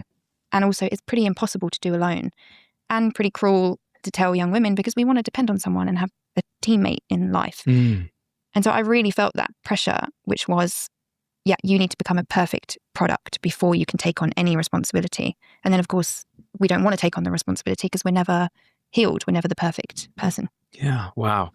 And that's never occurred to me. What's strange about seeing the way your book has been received is that you've had a hard time from left-wing media. Now, of course, left-wing media have a tendency to be pretty scummy, but it seems to me reading your book, although not the conversation we've necessarily just had, because as you described, the problems really go back, and the problem is with progressivism and modern liberalism. But reading your book, it seems to me that this could have been a left-wing's dream, because you've got this sort of avaricious social media companies in California, big tech, who are basically abusing our children through their apps, sexualizing them, desocializing them, commodifying them, trying to make them worth money. And this is sort of the anti-capitalist, if it was the dystopian Black Mirror novel, it would be that novel. It would be a left-wing piece for sure. But it's not taken that way. Totally strange to me. And this really is the worst of capitalism, in my opinion, as someone who is a pro-free market. So this is the problems with capitalism, which I'm very happy to have that conversation. Yeah. Maybe we should have that, but perhaps we should talk about why you've had this bad time with certain left-wing media. I think it's because, well, I think if I removed the parts that are considered conservative, so I talk about divorce as a bad thing. I talk about the transgender phenomenon. And wait, divorce is a bad thing, offends progressives. Is divorce a good thing? Yes, it offends progressive. It offends feminists, right? You look at like how many feminists were angry when what was it? I think Kentucky, right? Kentucky took away no fault divorces. How I guarantee you, if more states were advocating or pushing no fault divorces, feminists will blow their minds. They will get so angry. They will be so angry. How dare you do no fault divorces? I can't divorce this man for just whatever I feel, right? How dare you? I should be allowed to divorce this man just because I feel it, right? That's insane. That's what women want. How dare you? I must prove why I divorce him, right? I mean, like, are you kidding me? I could only divorce him if he's abusive to me, if he cheats on me. That's the only reasons why. I can't just divorce him because, you know what? I don't love him anymore. The grass is greener on the other side. How dare you? How dare you not allow me to divorce a man that, you know what, I wanted to marry, a man that I was in a relationship with, a man I gave my body to, a man that I gave kids to? How dare you not allow me to divorce said men? So no duh, if you paint a picture that divorce is bad, women will be outraged, particularly leftist women, liberal women, progressive women, Democrat women. They will be outraged. How dare you not allow women to divorce a man on a whim? How dare you? Never sign a contract that rewards the person that breaks it. 100%. Well, I'm supposed to have a very nuanced take on it, and this is the thing, I'm really hesitant to constantly caveat and disclaimer my writing because I find that it kills good writing. And I think people do it too much, where they have a really strong conviction. And again, I think this is a post-war consensus sort of impulse, which is that you can't have a strong conviction. You have to water it down and dilute it. And so I didn't end. You know, sometimes I do try to water my convictions down to saying, oh, not all women or and shit like that. But you know what? I may have to change that, right? I may have to change that. I'd have more strength in my convictions and not trying to, you know, put a caveat or a footnote in the things I say because, like, F it. You know, F it. Caveat. You know, I make a quick caveat at the beginning, you know, this is not all girls and they'll have different experiences. But I don't do whole explanations of some divorces, you know, are necessary. Sometimes it's an extreme case because I have a strong conviction that divorce is bad for children for the most part. And so I think that is taken badly by progressives. So I think... You know what? Yeah, I'm going to change my conviction. I'm not going to, you know what? F the caveats, right? F the footnotes. I'm not gonna do it anymore. If I'm gonna say shit, I'm gonna say shit. I'm gonna stand behind the things I say. You know, I'm gonna put full all emphasis behind it. Put in saying not all women. F that, right? Whatever, right? I mean, like, if you don't understand that, I don't really need to clarify it. If I removed some of those things that they would find controversial or conservative, then a lot of progressive people would agree with it, because it does read like a sort of, I guess, anti-capitalist book. But my issue is the social media platforms. But the reason I think the social media platforms are so bad is because we've degraded the foundation for young people. So if they don't, I'm gonna level up to another very controversial person. So I'm gonna, you know what? F it, right? I mean, I guess that's the freedom of not being so big. I'm not tied down to it. I'm gonna, you know what? I'm gonna be more. Yeah.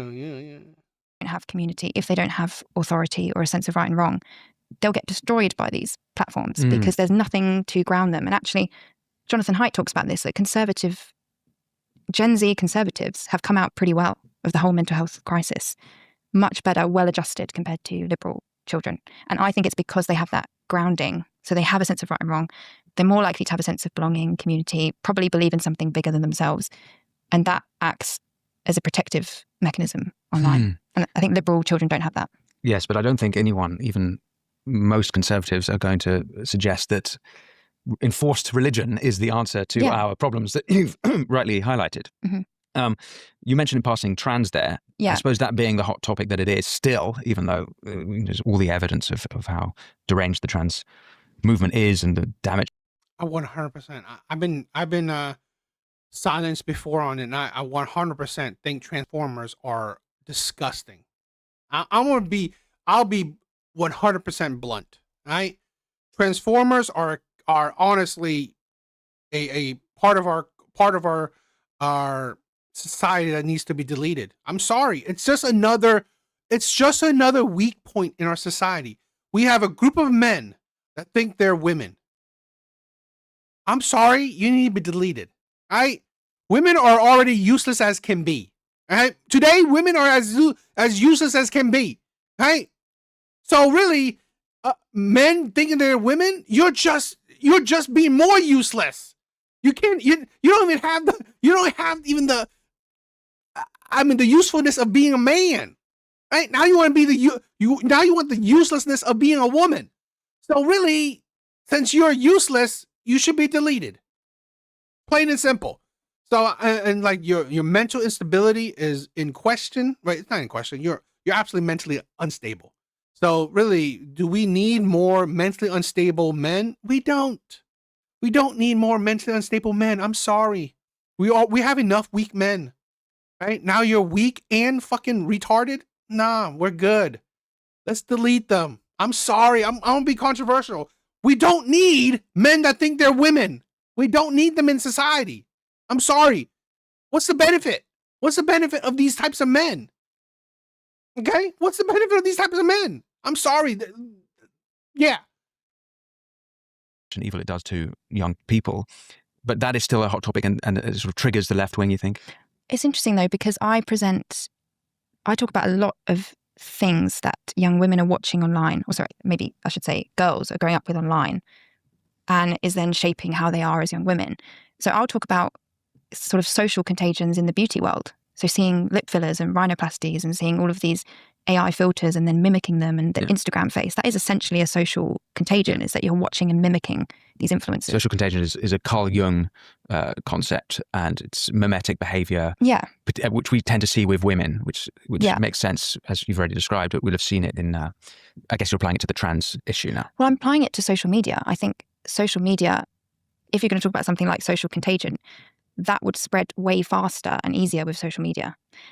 And the thing I find very confusing is that progressives will read the book and agree with, yes, young women can watch beauty influencers and imitate them and be influenced by them. Yes, they can watch, say, mental health influencers. So someone who says they have a split personality disorder and they can be influenced by that. Or the Tourette's TikTok phenomenon, where you have TikTok influencers having certain tics and young women and girls will pick up those tics and present with the exact same tics as the people they're watching. But then when you say, oh, there's also this whole transgender hashtag on TikTok. There's influencers talking about their surgeries and the hormones and, you know, discussing that. And that might also influence some young women. That is when people say, no, that can't possibly be happening. And I think that's really disingenuous. You know, I'm talking about all sorts of trends online that young women could pick up on.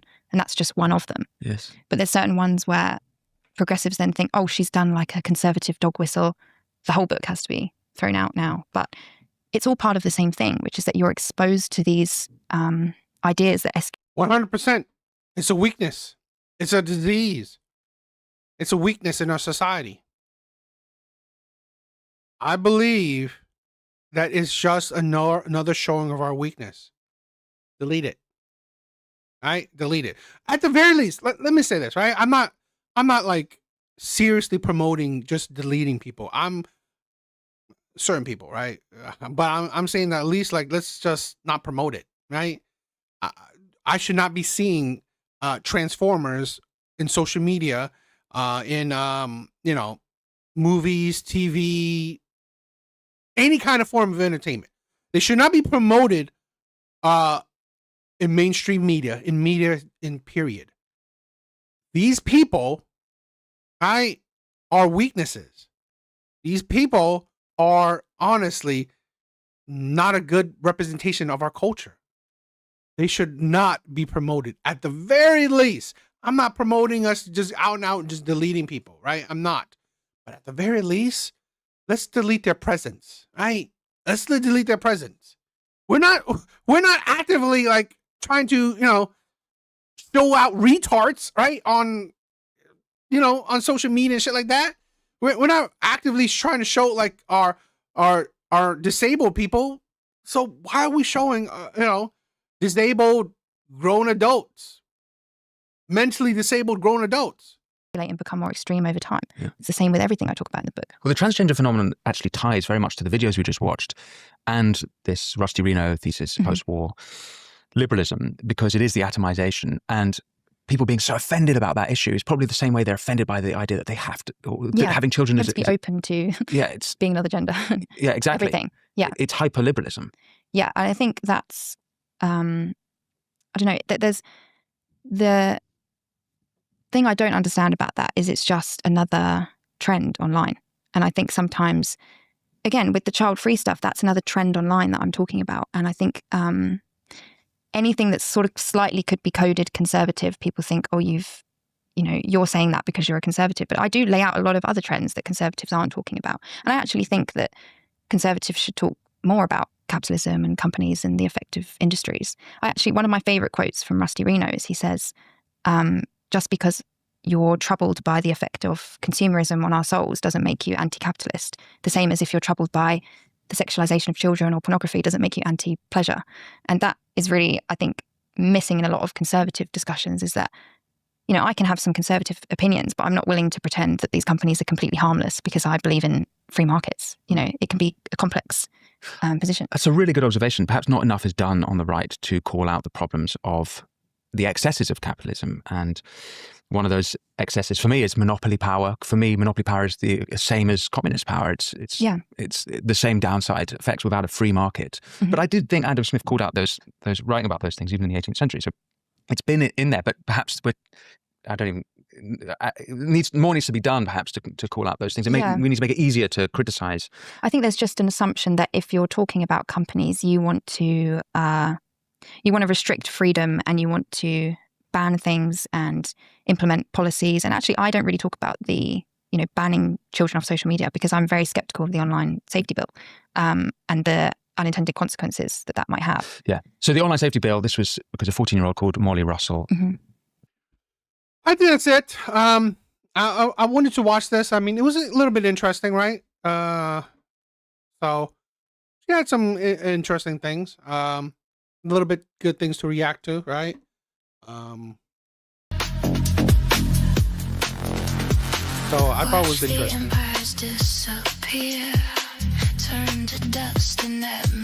Guys, thank you for being here, right? Thank you for the love. Thank you for all the support. You guys are amazing, right? You guys are amazing as always.